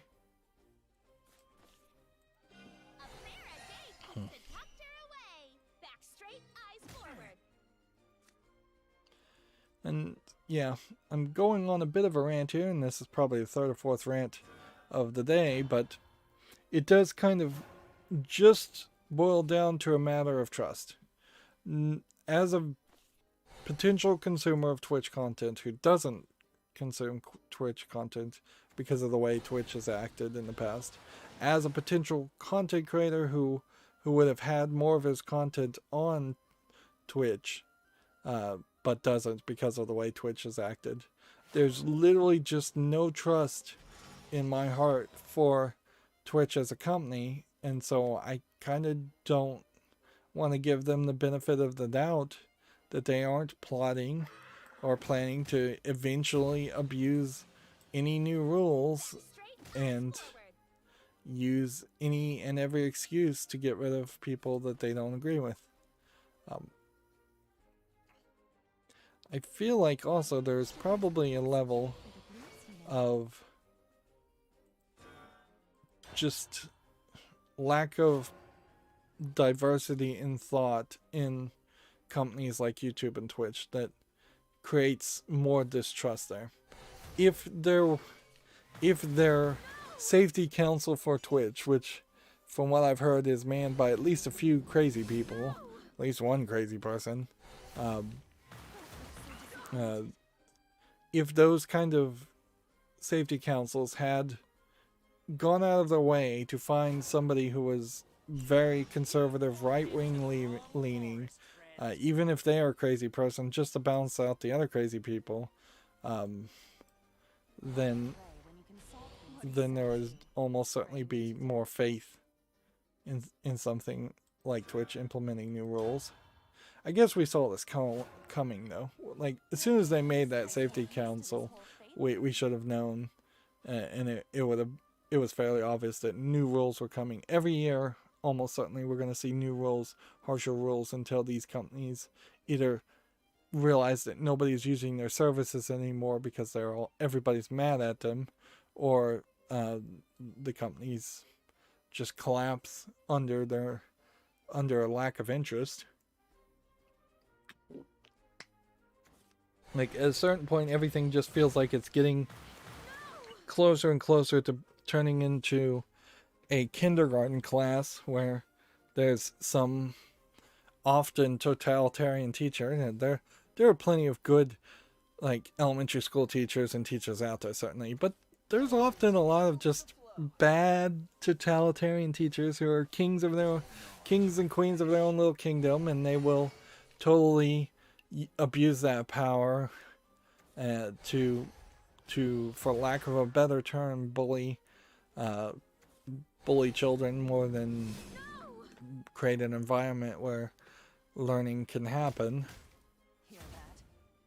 And it definitely feels like YouTube and Twitch potentially are going to just turn into that, where you're going to need permission for everything, and people are going to get kicked out of the classroom, as it were, more and more.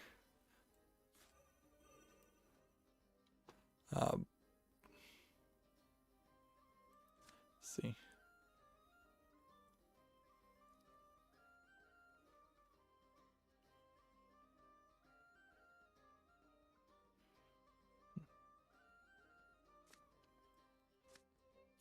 Okay, how can I do this? So this kills something.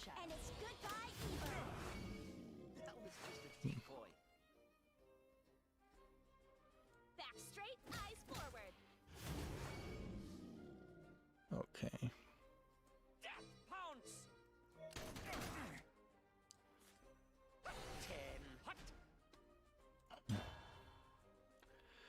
Moving on, we have El Hijo, a Wild West Tale review from TechRaptor. This was a game that I feel like they talked about, and then they kind of stopped talking about it, and then that was it. It apparently ran out of advertising budget. TechRaptor says it's an 8.0. El Hijo is a joy to play despite the occasional wobble. It's a rewarding and remarkably serene stealth tale with plenty of heart. Pros are rewarding stealth mechanics, beautiful visuals, sprawling multi-layered levels, low cost for failure. Cons are floaty controls. Some levels are too big and might be too easy for some.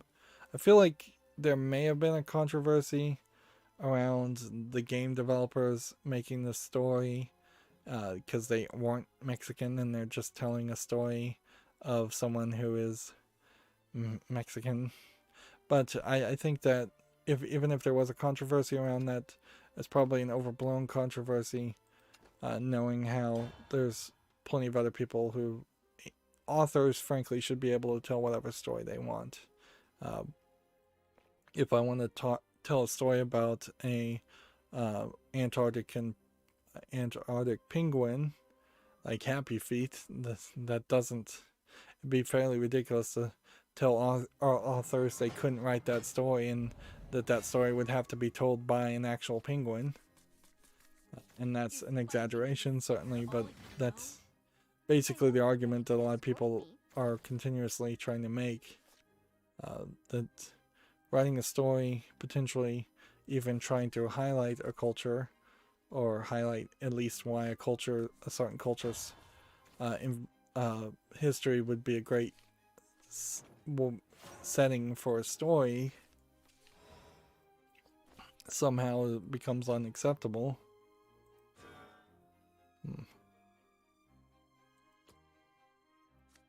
But yeah, ever increasingly somebody's getting offended. I'd like to potentially make a website where it's like you try to report something and the report box just says, we don't care. You can't report it. We don't care. We don't care about your opinion. We let this person post this. We're going to leave it up. We're not going to do anything. Particularly for copyright, that would be a great response to have a website, but unfortunately, legally, it'd probably get shut down fairly quickly. But yeah, it would be fairly funny to have somebody just straight up tell you, take your complaints and go somewhere else. Repent.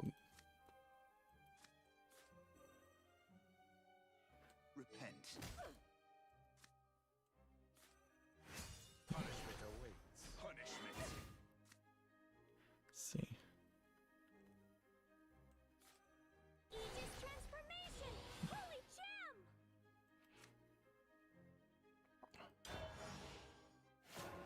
Let's see. Yeah, we already talked about this, but Gamma Sutra has the CD Projekt is adding a seizure warner after Cyberpunk reportedly finds multiple triggers. Like, Justice does not hide in the shadows. yeah. So, yeah, that's some craziness.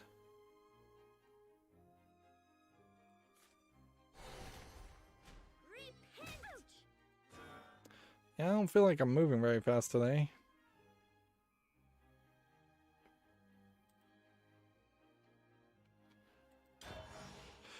We have a game on Steam here called Puzzle Together, which, depending on the price, seems like they're fairly small puzzles. Doesn't look terrible, frankly, for a puzzle game. We've seen way worse on Steam. It's free, also. Let's see. English.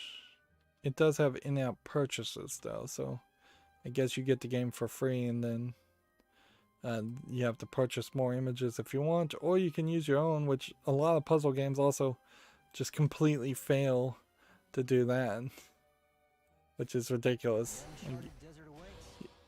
Every single puzzle game by default should handle Done for. importing images. I hereby repent! But at a certain level, I'm not sure how many people really want to do jigsaw puzzles at all digitally. There's some improvements there, particularly if you had a cell phone app that connected and synchronized to a PC game. But normally you would want either a touch screen with a large screen or a computer monitor to do a jigsaw puzzle. You're not going to lose pieces digitally. It would be funny if actually there was a lose a piece mode where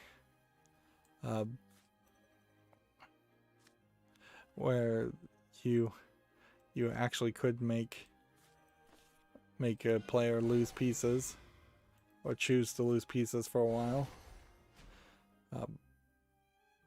But that would also be insane. But yeah, I feel like people who want to do jigsaw puzzles want that tactical feeling. They want the finished product. I used to do a lot of jigsaw puzzles and they eventually just became too easy. And I decided at a fairly early age to just say, look, I'm retired from doing jigsaw puzzles. I could do hundreds, thousands of them, and I just end up with hundreds of or thousands of jigsaw pieces. Jigsaw puzzles. My sword serves as a powerful talisman.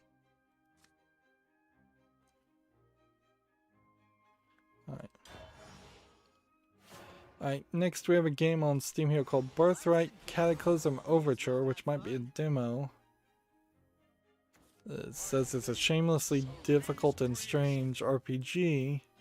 From the looks of it, it does feel like it is just the mix of a lot of failed efforts here, like attempts to make 3D images and kind of failing, and then attempts to put that in a RPG Maker game maybe with a little bit of visual novel elements.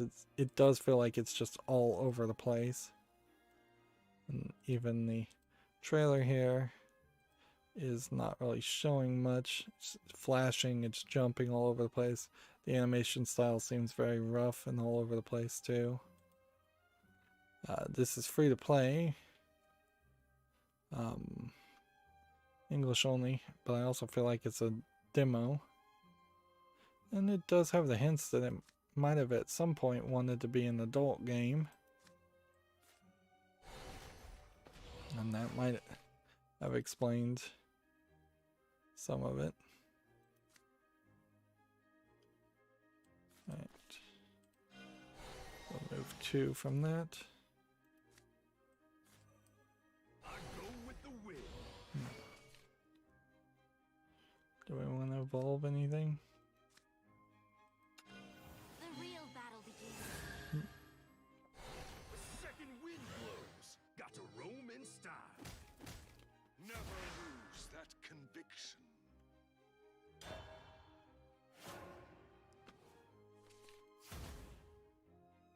Let's see. TechRaptor has a game here. Stress Out lets you throw a tantrum with no consequences. There was a low effort asset flip game where you threw a tantrum that was talked about way more than it deserved to. This looks like this is a VR game and in no way really connected to the same thing. I guess calling it Stress Out as a way of getting the stress out might be interesting. And in all fairness, I think just doing something like this in VR compared to going to one of those places where you take a baseball bat and actually break actual glass and throw plates and things is probably safer, because I feel like there's going to be a lot of instances of accidental shards of glass flying and hitting people in one of those.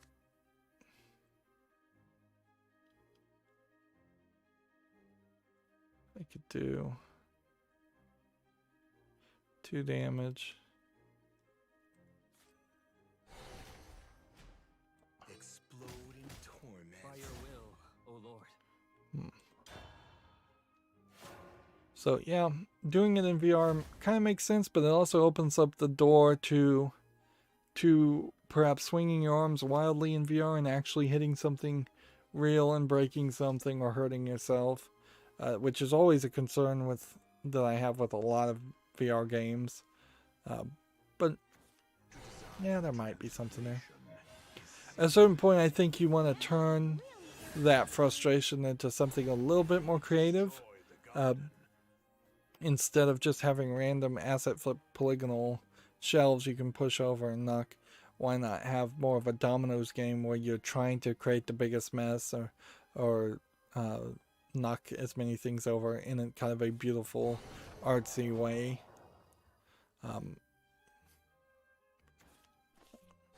Yeah, that would be my suggestions.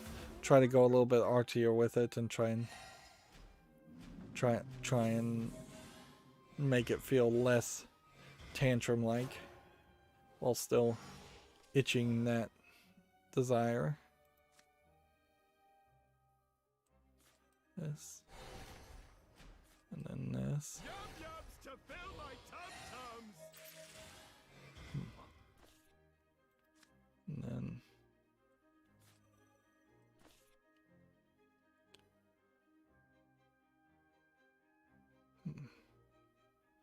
only one has been destroyed.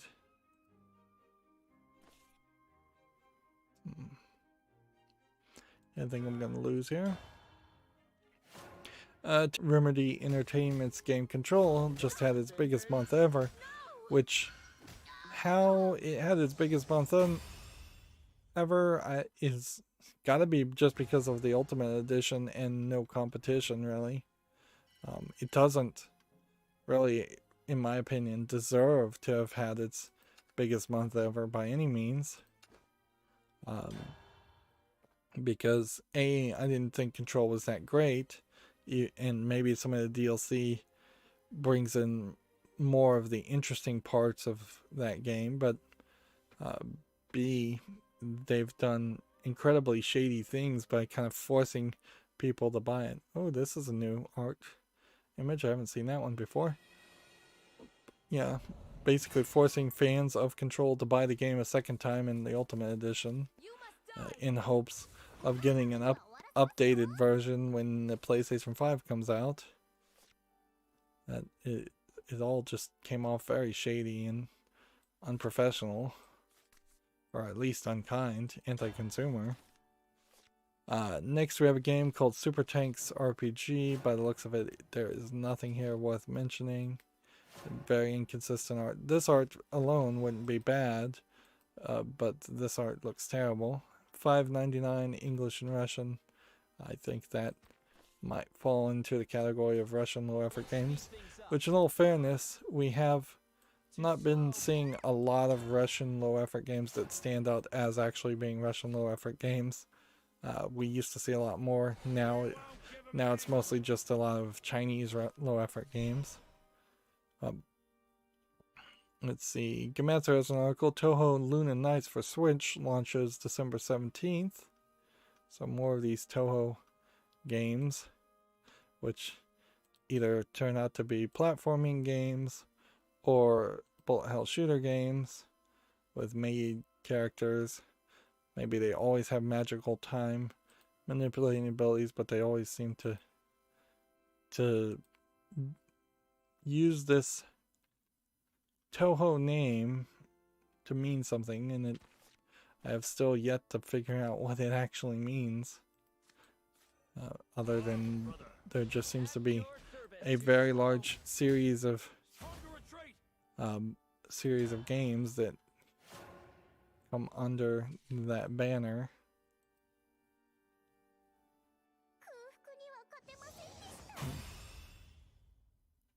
Let's see.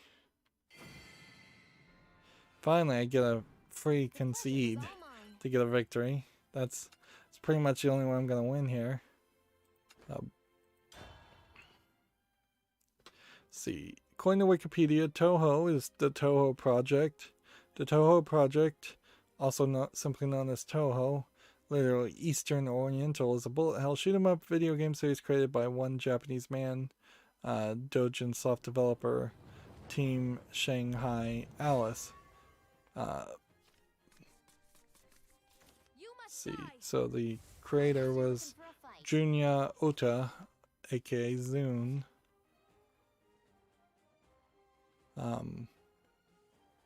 Since 1995, the team members Junya Zune Ota has independently developed programming, graphics, writing, and music for the series, self-publishing 22 main titles as of August 2019. In addition to the games, Zune has also produced related print works and music albums, and collaborated with developer Twilight Frontier for 6 official spin-off Toho fighting games. It is set in a magical land. Okay. So, skimming this, it seems fairly obvious what is going on here. Is that the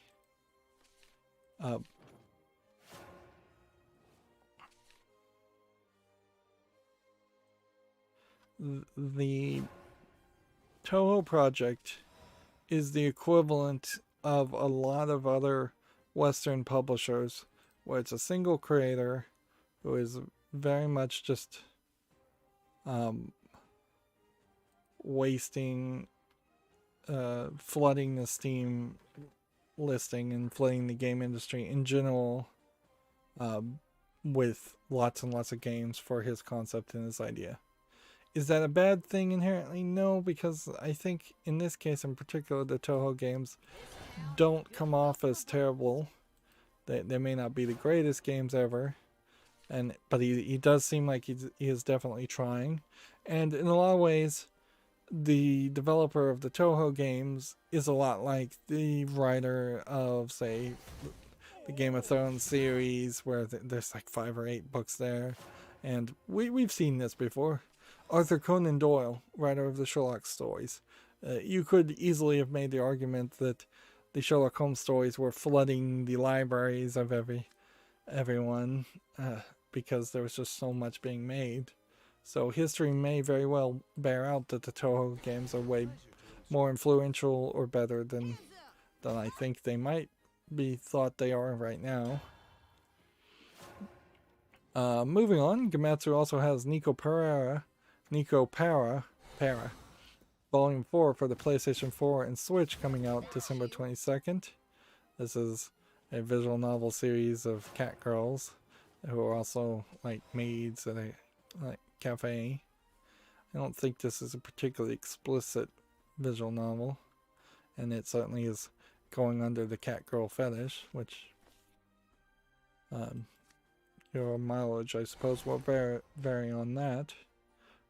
In the same way, the Nico Para series is something where there's a decent amount of those that come out on Steam, but not anywhere as many as Toho games.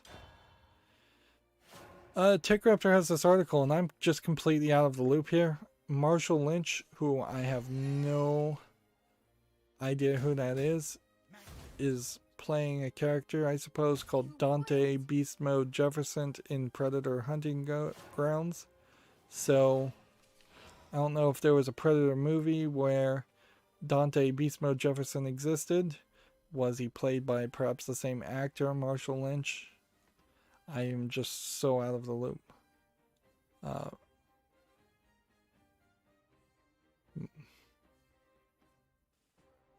Oh, it says here he was a former running back in the NFL and his nickname is Beast Mode. So, yeah, and NFL football players showing up in Predator Hunting Grounds, a game I doubt too many people care about either. Strength and beauty together. You're done for. Girl, That almost certainly should be taken as a sign that Predator Hunting Grounds is not really doing that well.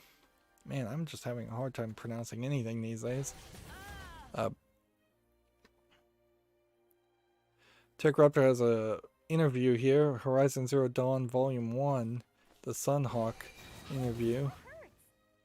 Well, I guess maybe this is an interview around the comic book Horizon Zero Dawn, not the game Horizon Zero Dawn. Weird. I guess that's just more evidence that that TechRaptor doesn't really have a lot to write about right now. unbelievable.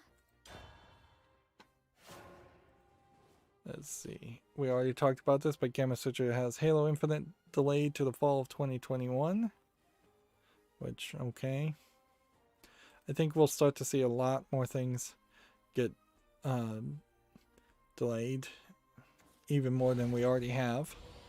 Gamatsu has Super Real Mahjong Graffiti coming to the Switch on December 24th in Japan, including a bonus mode. More of these early 90s, late 80s PC games are getting ported to the Nintendo eShop. A lot only in Japan, certainly.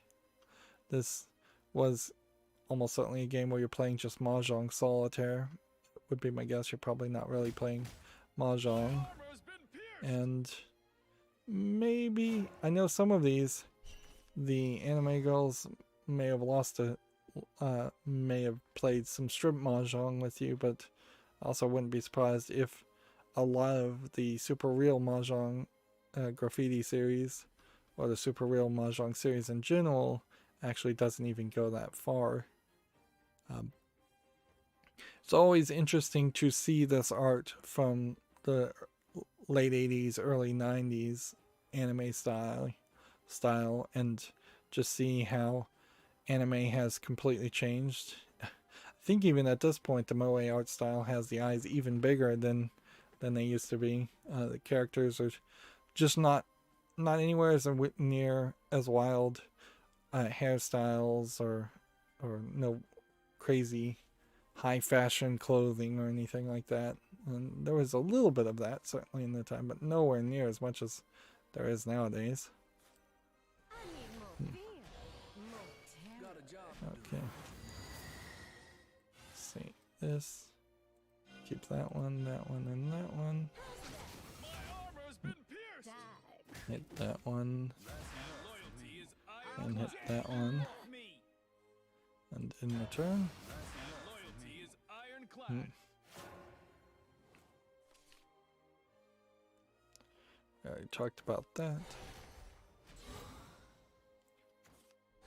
Yeah, we don't need to talk about that. Armor's been pierced. TechRaptor has an article here. xCloud is expanding to iOS and PC in 2021, which, streaming games to iOS is an interesting idea. They've been talking about this for a while. Streaming games to a PC is a harder argument. I was saying this just in a previous stream, I think on Monday. I feel like it would be very hard to recommend to tell somebody to go and buy a $500 PC and then get a streaming service because their $500 PC is not powerful enough to actually play any games on their own power.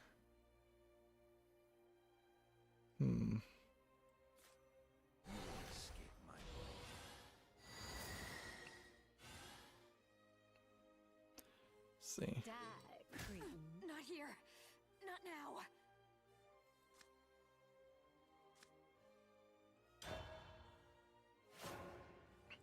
now. Moving on, TechRaptor has an article. Totally Accurate Battle Simulator releases a unit creator update. If anybody is still playing Totally Accurate Battle Simulator, I don't know if anybody really is. That was, I think, one of those games where you had a lot of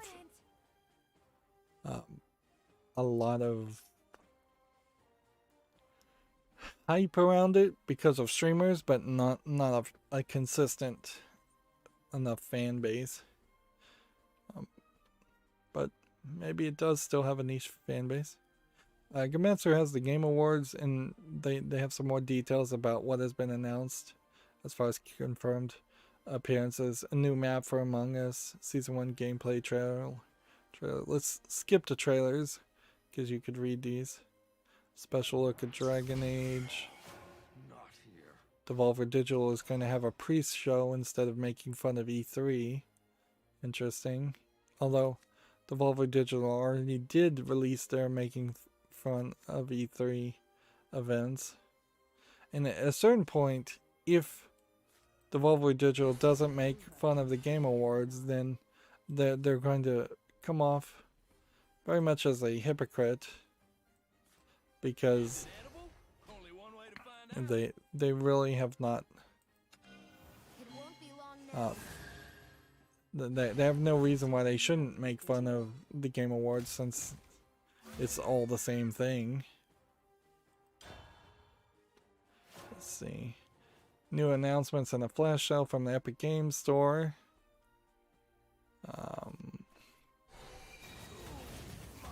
New trailers. New game announcement from Striking Distance Studios. Don't know that company. Let's see. Surprises have been teased by the Xbox.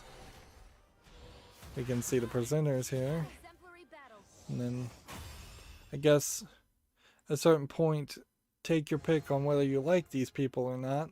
Brie Larson, Christopher Nolan, Gal Gadot, Jacksepticeye, John David Washington, Joseph Fares, Keanu Reeves, Nolan North, Ralph Macchio, Reggie Fils-Aimé, who has no business really showing up at all, considering he doesn't even work in the video game industry anymore. He's retired. Stephen A. Smith, I don't know who that is. The Swedish Chef, The Muppet, Tom Holland, Troy Baker, and Yuji Okamoto. Notice that there's a whole bunch of Western names here and one Japanese names. Also, they're getting Eddie Vedder from Pearl Jam and Lin Inazumi in the pre-show.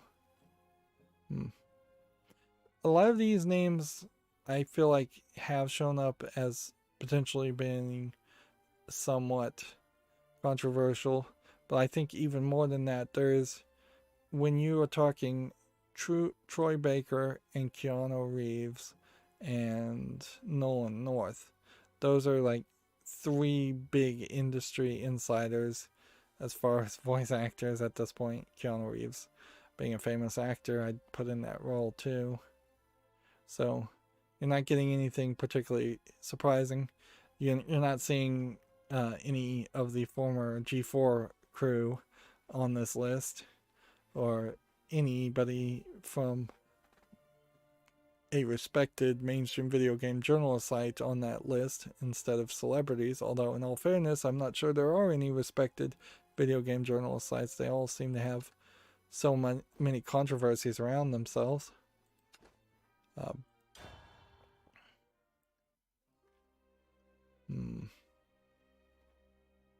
Yeah, I'm not expecting much from the Game Awards.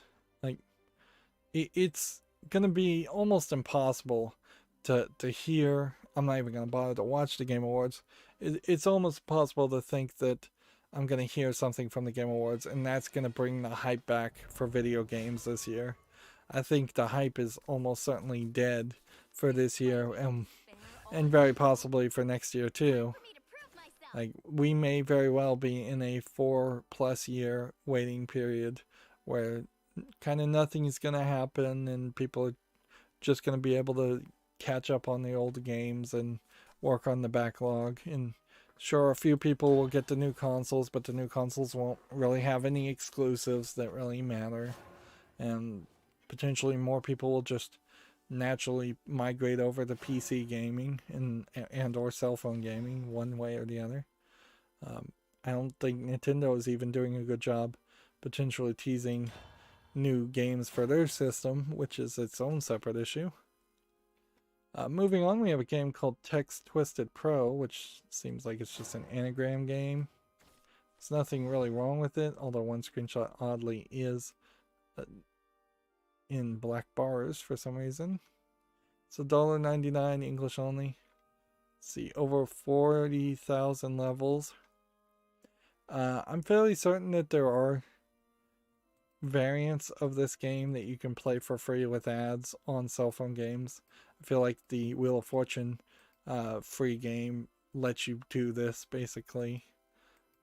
And I'm sure there's other Boggle style cell phone games that'll let you do that. There very possibly is even a free version that doesn't show ads for something like that. So it kind of makes a hard argument to play that on Steam unless you're just in front of your computer all day, which less and less I believe that's the case for most people. TechRaptor has an article here. The Prince of Persia Sands of Time remake has been delayed until March. This is the first delay since it's been announced, but there also was no reason to announce a remake of a game, particularly when it was announced, and then immediately delay it. I would like to play the Sands of Time remake, but I feel like that is definitely a game where people are going to very quickly realize that they may have nostalgia for that old game, but even unless they completely redo all the levels and completely redo all the graphics, and it is a full proper remake and not just a half remaster with a little change, I don't think people are going to be satisfied. There also will almost certainly be some speedrunners and very nostalgic people out there that will not like a full remake, but the general audience, I think, needs to be retold the story of the Sands and Time series with better gameplay. Of course, at a certain point, there was a reason why Ubisoft stopped doing the Sands of Time series and started doing the Assassin's Creed series, and it's because they didn't want to have it set, I think at least for some small part, they didn't want to have a story set in a Alibaba and the Arabian Nights style time frame that may never really have existed, in reality and doesn't actually exist in the Middle East, and where Persia would be now. Like Persia, I believe, is Tehran or Iran. So, like, big difference in culture in that area now. Big difference in the way they dress and look now. And certainly plenty of controversy around almost any Middle Eastern country. So you want to be careful around that too. So I don't know if maybe the sentimentality changed, or if they just got rid of the one person in Ubisoft who kept killing these Prince of Persia series. If they make this remake and it's super successful, which it should be, does that inherently mean they continue to make remakes for the other 2 games in the series, or do they just abandon it at that point? Do they try to go in different directions and do a soft reboot? They need to ask themselves that question, and certainly the same question can be applied to like the Tomb Raider series. Now that the reboot trilogy of that has ended, how do you soft reboot that series again and make a new trilogy?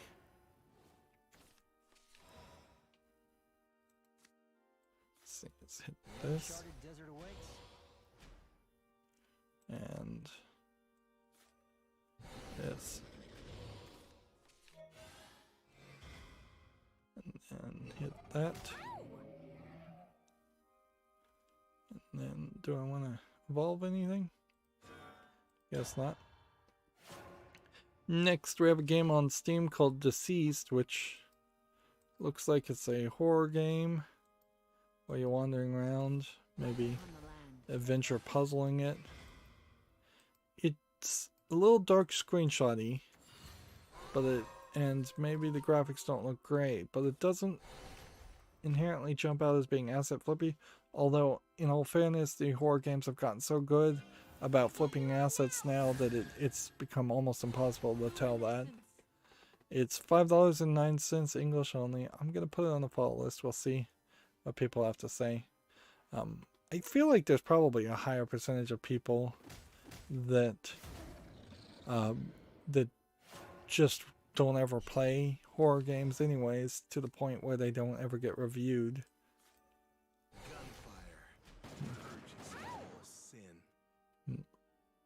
What do we have here? My lord. The real There we go.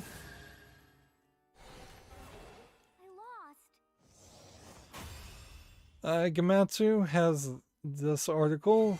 I still maintain that this is an unfortunate title, Summer in Mara, but it's now available for the PlayStation 4. It's a farming adventure game that was on the Switch and PC up until this point, where you're, I believe, playing as this kind of Hawaiian little girl. And you're in kind of this magical island called Mara. Of course, there's just like a problem, certainly.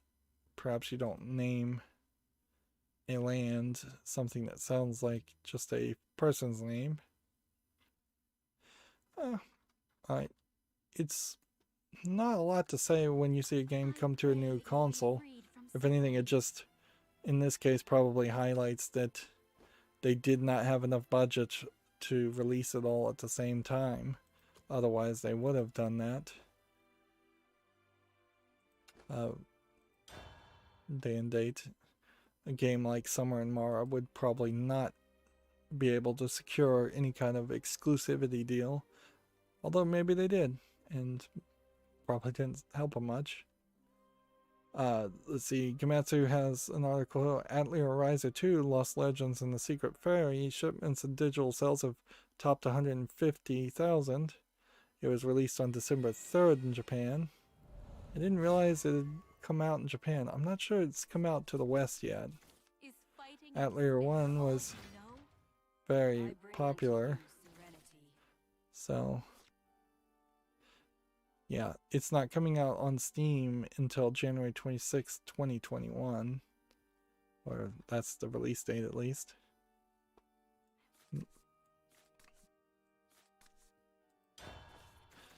Yeah, if I'm not careful, I'll end up playing the Atelier series, Atelier Ryza series. There's a whole bunch of other Atelier games right 2 or 3 years after the Atelier Ryza series has completely stopped being made, and they've moved on to a new series. Next, we have a game on Steam called Chroma, which looks like a platforming jumping game, perhaps a frustration platforming jumping game with some pretty bad graphics.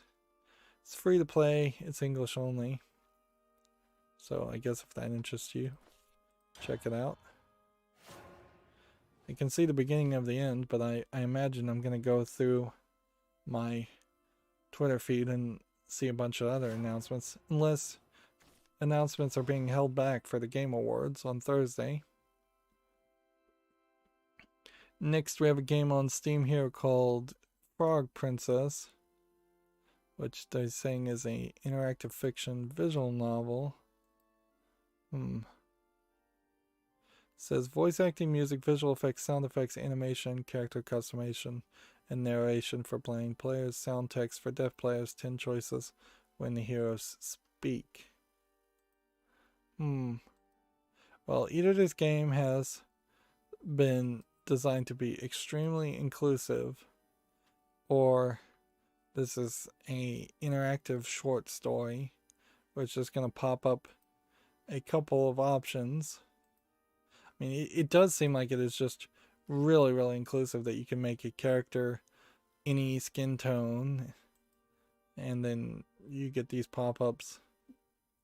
$1.99, English only. This feels like this is definitely a kid's game, and generally visual novels are not targeted towards kids because kids don't want to read more than anything else.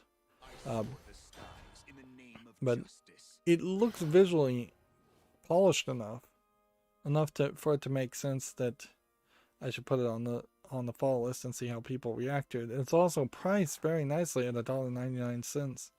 It also feels, though, like a game that if you had this on a tablet, this would be kind of the perfect kids tablet game for them to play with, but they'd also probably only want to play with it like once and then never ever again.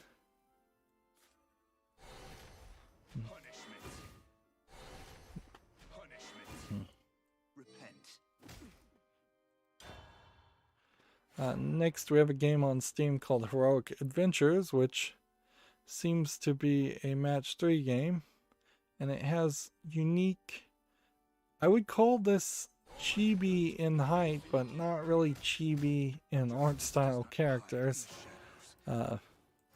Uniquely designed squash characters. But I don't know if I really like this art style, and I don't think there's enough of a game here to do match 3 battles. It's $1.19, English only. Yeah, it's just not enough polish here. Not enough of a game here as far as the mechanic.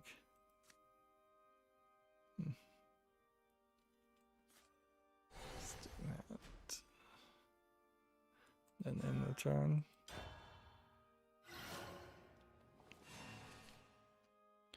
Next, we have a game on Steam called Look and Find Curiosity, which is obviously a hidden object game. Yep, I don't think there's enough of visuals there to justify that price at $7.19. Although, frankly, even if it was free, I don't think there's enough visuals here to justify it. Looks like they're trying to use real-world photographs and then maybe animate hidden objects on top of them, which that typically means the hidden objects jump out like a sore thumb. Yeah. Maybe they aren't actually real-world photographs, they just look like it.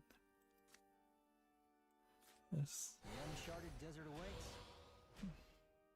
And then evolve. You were done for. I'm ready for more. What do we have And here? then we'll hit that.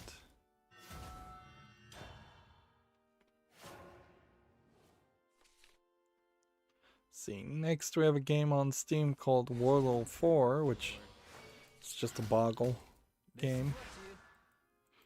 Yep, too simplistic. $1.19, English full audio. The idea that in less than 1 year, since Wordle 1 was released June 2020, you're up to the 4th game is highly suspect too.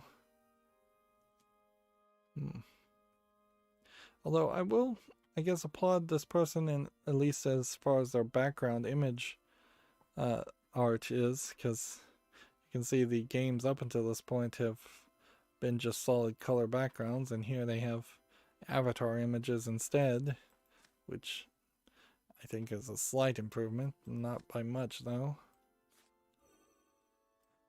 Yum-yums to fill my tum-tums!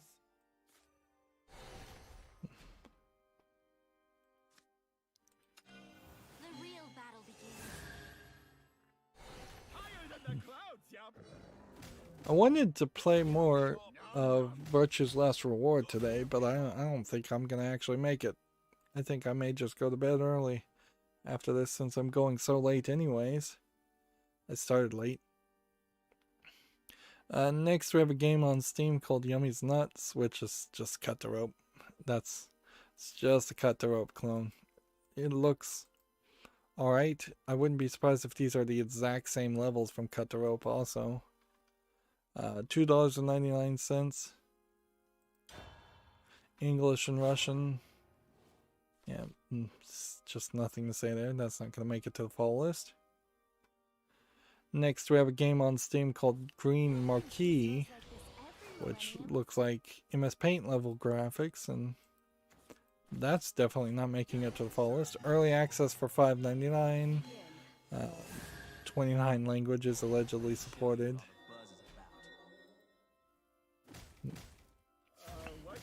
Next, we have a game on Steam called Shooty, which is kind of a Smash Brothers clone where you're shooting people. Early access $2.39. There's an insane amount of these player versus player Smash Brothers clones on Steam, and never have I seen even one succeed. So I don't know what the logic there is.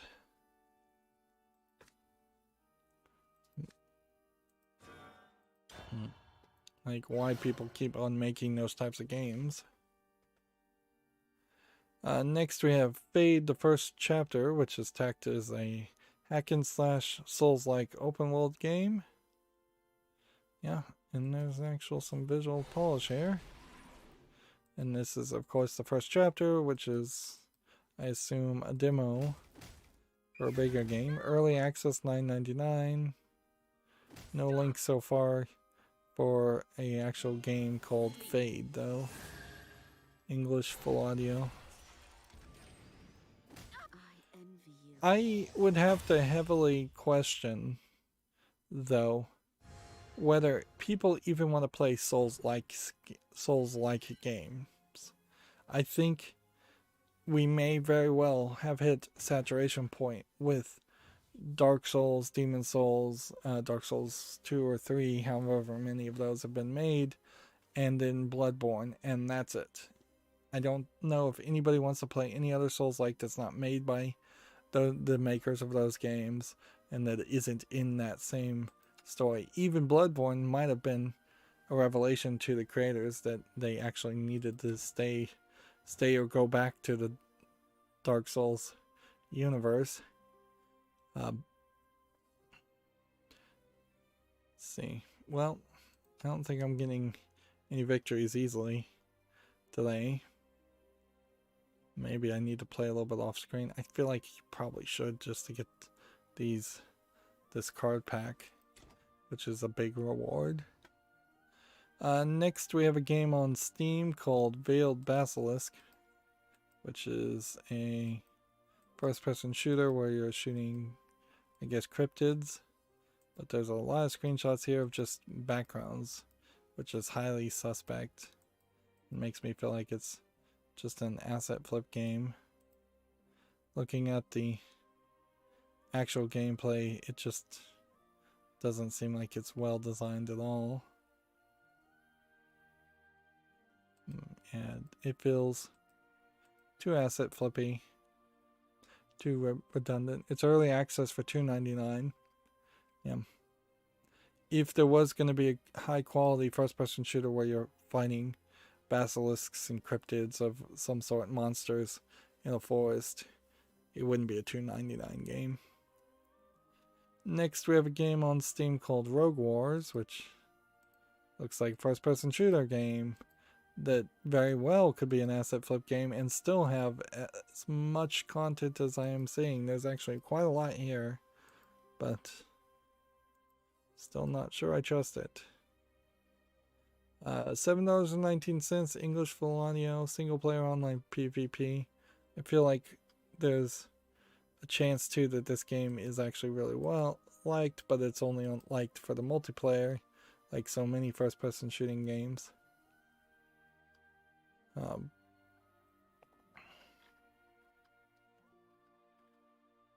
Let's see. Should I put this on the follow list? I'll put it on the follow list. I'll give it a chance, just so I don't have to make a decision. Let's see. Gamatsu has the Famitsu review scores for issue 1671. So this is funny because I thought they had already reviewed Children of Morta, but maybe they're reviewing it for the PS4 and Switch this time, and they've missed the bracket here. 33 out of 40 is about average.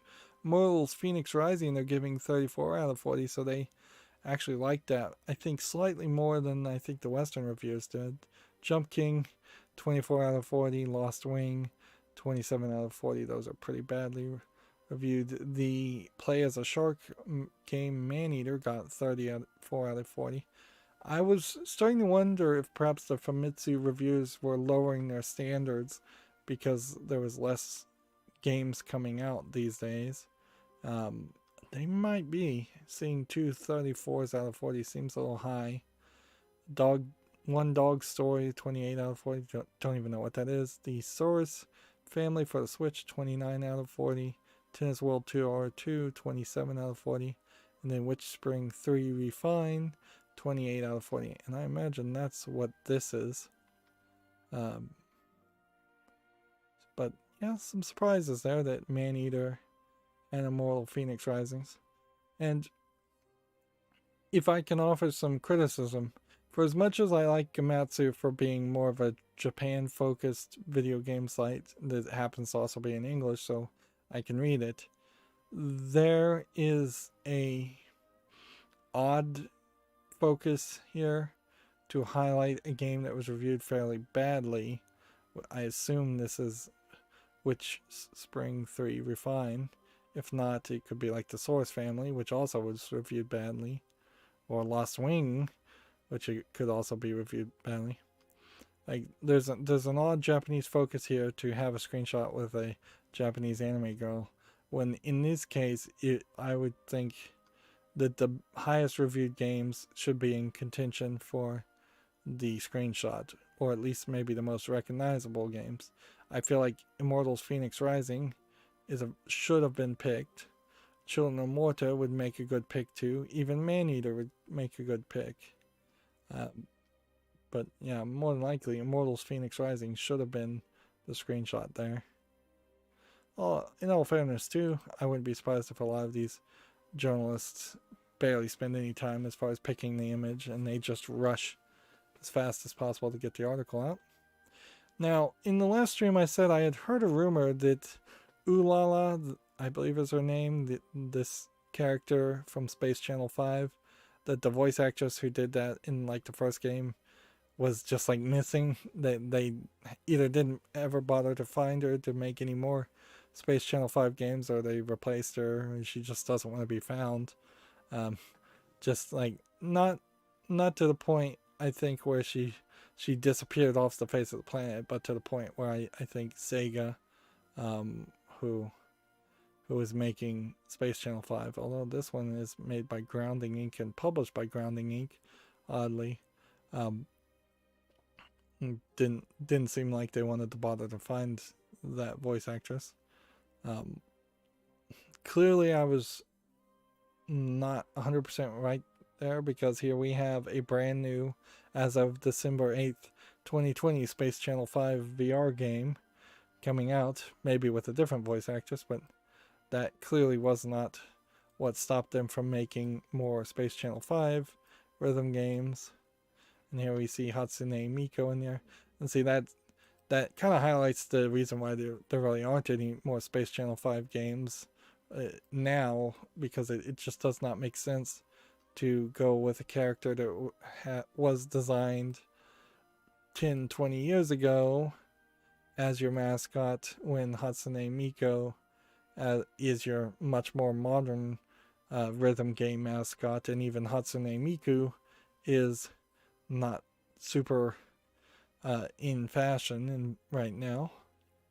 This is $24.99 as a VR game, which is fairly expensive. It's English and Japanese full audio, but then no full audio for the other things, which is believable. In a weird way, you probably are paying for the licenses of music. And I'm going to put this on the fall list, but being a VR game, even if I did find it was viewed fairly high and people actually did actually want to play it, it would be hard, certainly, to justify paying that price and trying to make footage around a rhythm game. They basically dance battle off against aliens in this rhythm game. In a weird way, I think Space Channel 5 probably would have been better off as almost like a YouTube channel or a anime TV series instead of a rhythm game, because like most rhythm games, there's a lot of opportunity there for you to fail and not see the best implementation of the dances or the best implementation of the music. Same is true for like Rock Band and any of those music games.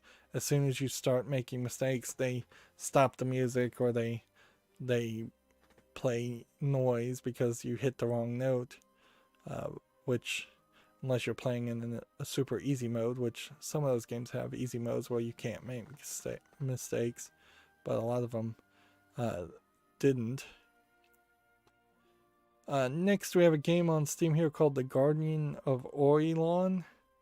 I suppose that's how I'd pronounce it. Or Orlon. Orelon. I don't know how else you'd pronounce this. This feels very much like an asset flip hack and slash game. Some really low effort attempts to parody an Onechomber game, I suppose. It, in a weird way, does have a bit of a feel of Yandere Simulator. It reminded me somewhat of that, but it really isn't that. It's just asset flip hack and slashing.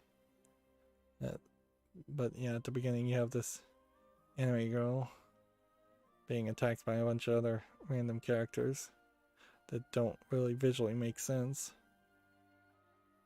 It's early access. It's $2.09. Let's keep moving.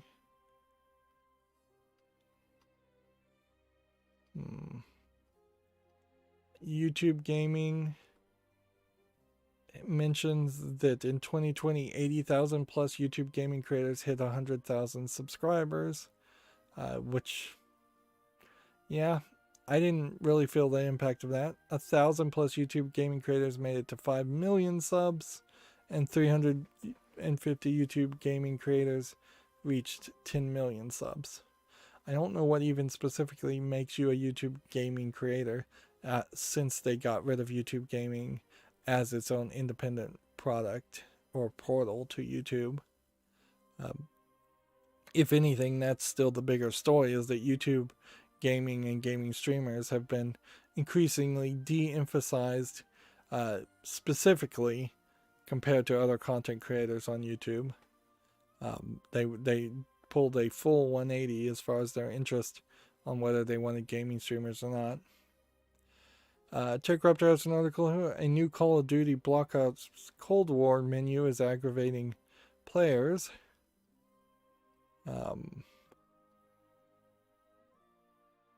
Which I don't play Call of Duty Black Ops Cold War, so if that menu interests you, check out that article, but I'm just going to skip ahead. Yeah, and we already talked about this. TechRaptor CD Projekt 2077 epilepsy issue addressed by CD Projekt Red. Let's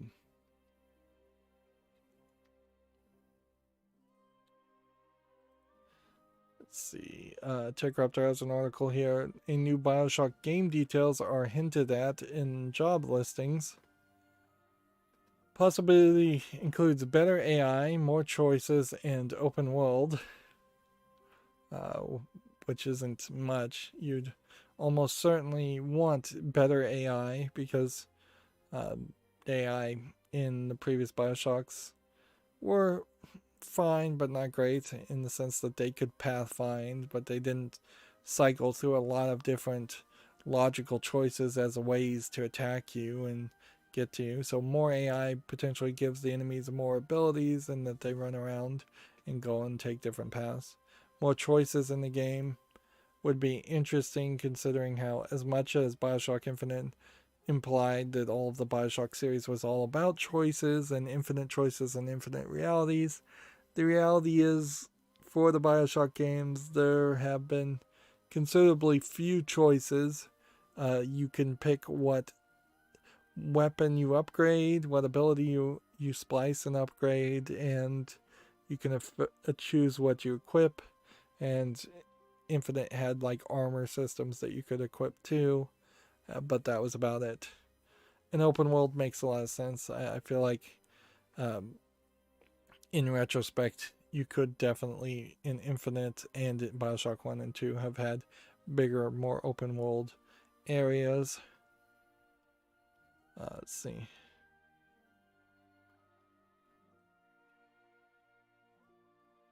What could it look like? Yeah, there's just little descriptions here, and that's about it.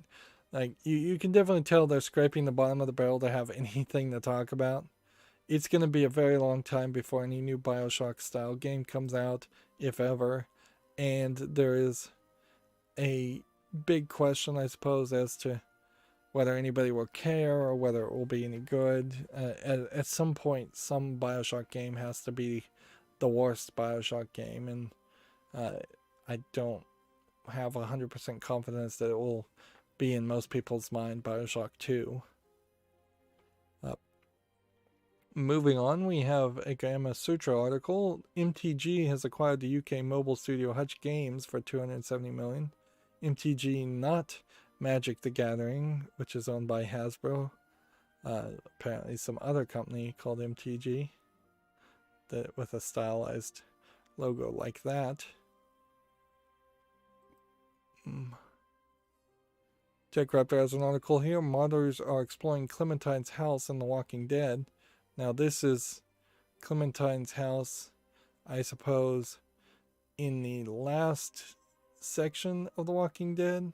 She must go back to it because clearly Clementine would have been much younger looking at the beginning of the first game, where Clementine's house was first seen. Someone made it free to play, free to roam, not free to play.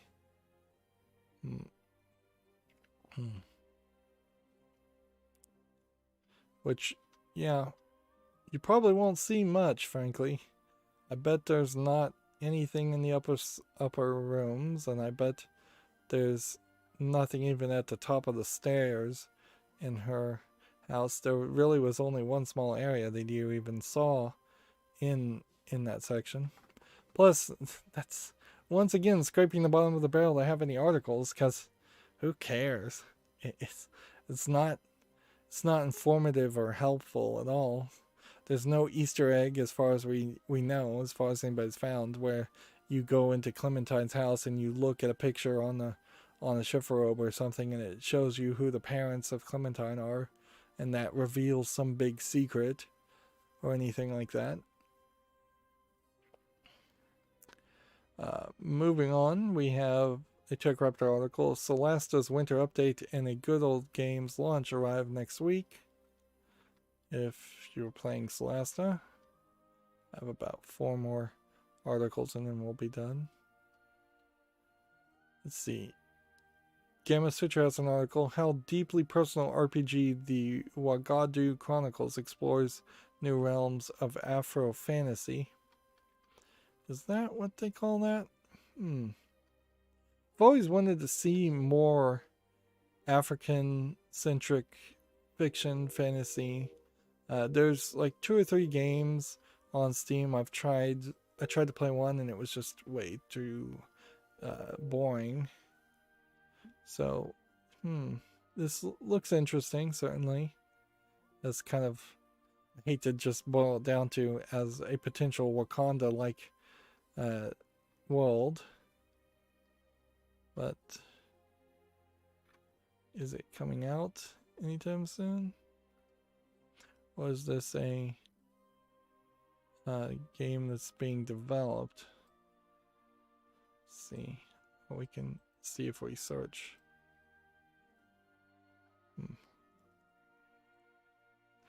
It's on Kickstarter. This is the first thing that came up. So, support £163,000 of £100,000 have been funded. And when did that happen? I have a thank you article.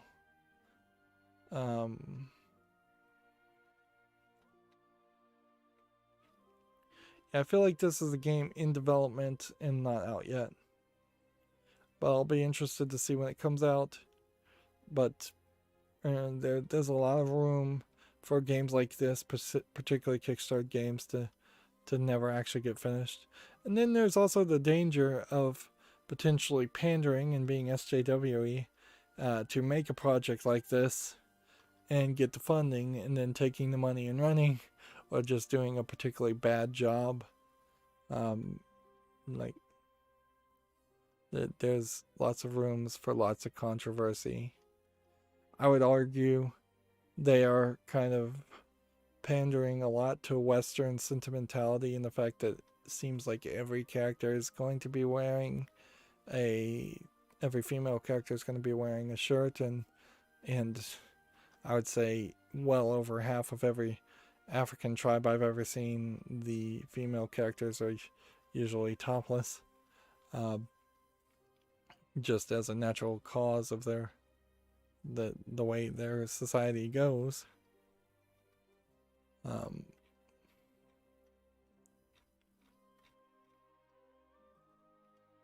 That certainly was a thing that people forget about, that the missionaries often would go to African countries and like tell them that they were immoral and ungodly because they weren't covering themselves up with thousands of layers of cloth in the middle of Africa, where it's incredibly hot, and cultures were attempted to be changed based on the mentality and sentimentality of the missionaries. Moving on, I guess we have a running theme here. TechCraft has an article, the Humble Black Game Developer Fund has announced its first 5 games. So there was a fund that they had that there was going to fund some games. So let's see, they were funding a game called Stormy Nights Interactive's Breeze in the Clouds. So it's Breeze in the Clouds is the name. And then Epic Media's Pensions. And then Adam Karim's Proto Droid Delta. And then Join Play Games Emma Chronicles of the Last Stars. And then Taco Pizza Cat's Kindle Fox. I guess Kindle Fox is the game. So Breeze in the Clouds is a side-scrolling hand-brawling platformer. Pensions is a graphic novel based on a graphic novel, which is a financially strapped college professional who's approaching a mysterious cowboy that presents him a lucrative opportunity. That sounds weird, but unique at least. Prodroid Delta is a 3D action platformer set in a solarpunk world, whatever solarpunk is. Amma Chronicles of the Lost Stars is a 3D Afro fantasy action adventure RPG. So, I guess we'll be seeing Afro fantasy games, at least 2 or 3 of them, coming out in the next couple of years. And then Kindle Fox is a single player collectible card game. So there's a fairly diverse spread of types of games that they funded. Although, since it's a black game developer fund, the diversity of ideas is probably the only diversity you're going to have amongst those games, which that's fine.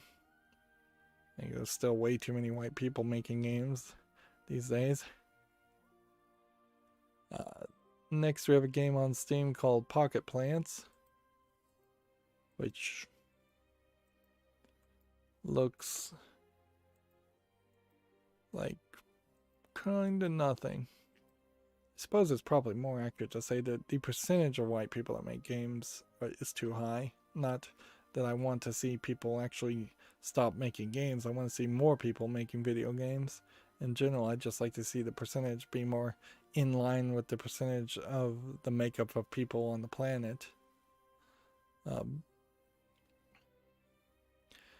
Next, we have a game on Steam called Dingleberries,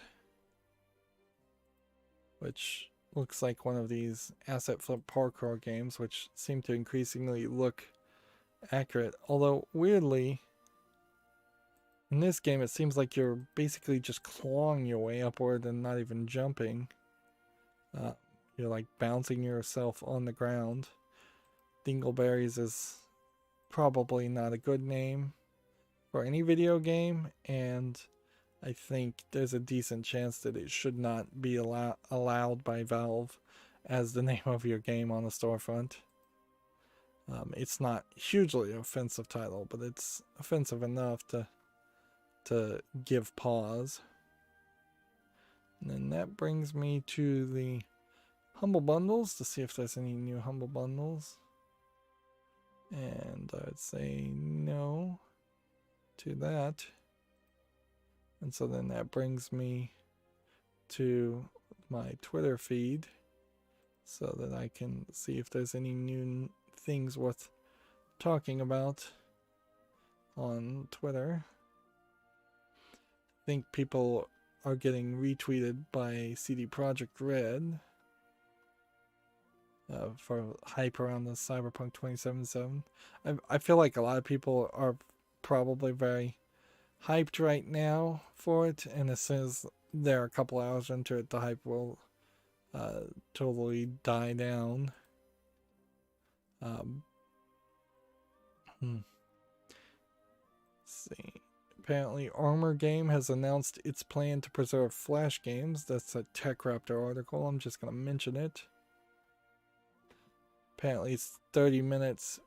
Well, no. Apparently, we are 30 minutes into CD Projekt Red being playable for the average person.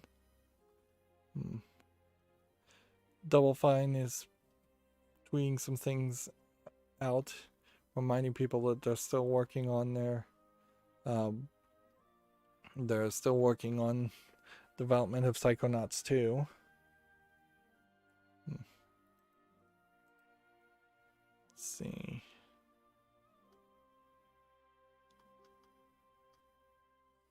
What else? What else? Is there anything else? A new Steam Lab experiment. We could talk about that on Friday probably. A couple of games have come out.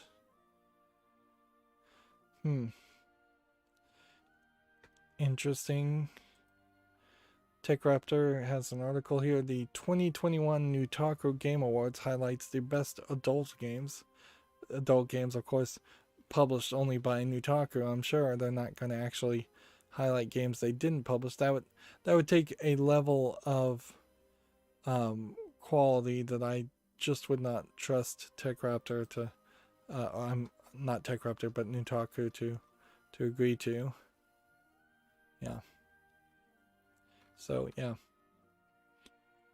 think there's nothing, no pictures going to be shown here. So they're just listing all the games that they published and trying to have their own little award show while completely ignoring any other place that would have sold any other game that wasn't sold on their storefront.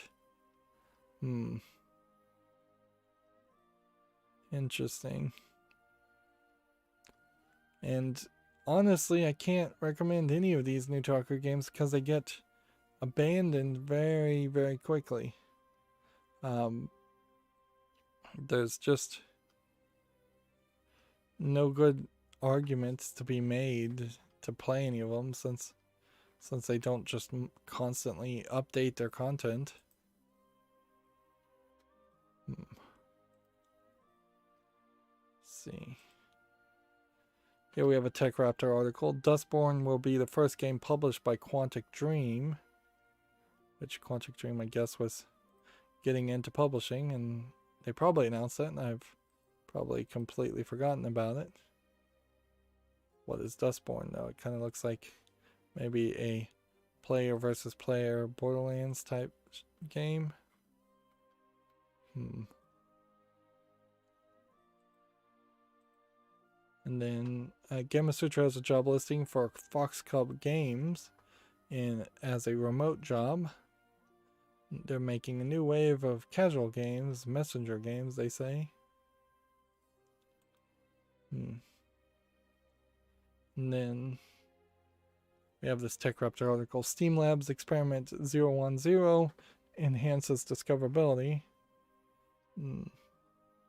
Which, that would be interesting, certainly. Let's see. It adds categories under your store in your banner here. And by being able to search under more categories, you potentially can get deeper down as well. Like, I wouldn't be surprised if I was to go through like the category of point and click adventure. As a huge fan of point and click adventures, I wouldn't be surprised if I was able to go 10 pages down and start seeing new stuff I've never seen before. Although there is a decent chance I also have basically seen everything on Steam, for the most part. Here we have a game on Steam called Bilal Go, which seems like it's a Hitman Go game or Lara Croft Go game. It actually looks very much like Lara Croft Go, but it's not being published by Square Enix. I wouldn't be surprised if Square Enix literally sued this game for copyright infringement. $4.49. The other issue certainly here is that while I played the Hitman Go games and didn't like them anywhere as much as I liked the Lara Croft Go games, I don't feel like there's a great argument to make me want to play more Lara Croft Go. And some of this visuals is, I am almost 100% certain. I don't want to make accusations with no evidence, certainly, but some of these visuals look like they were ripped directly out of Lara Croft Go. And yeah, that doesn't look good. Maybe these are just pre-bought assets that another developer bought, but yeah, it doesn't look like it's adding anything new to the policy either, to the game. So yeah, I'm gonna say no to that. And then we have a game on Steam here called Bluey, which looks like an old school arcade game or old school NES game. Uninteresting. $3.39 English and Japanese. And that catches us up, and I guess Thursday may just be long because of more reviews of CD Projekt Red and or because of the Game Awards. That's going to be it for this stream. As always, I ask you to like, share, subscribe, comment, and watch every second of my videos. If you want a friend or follow me on any social media sites, there's a whole bunch of links down below. And if you want to support me further, there's a link to Patreon, or you can friend me on Steam and get me a game off my wishlist. Thank you for watching. Have a good evening.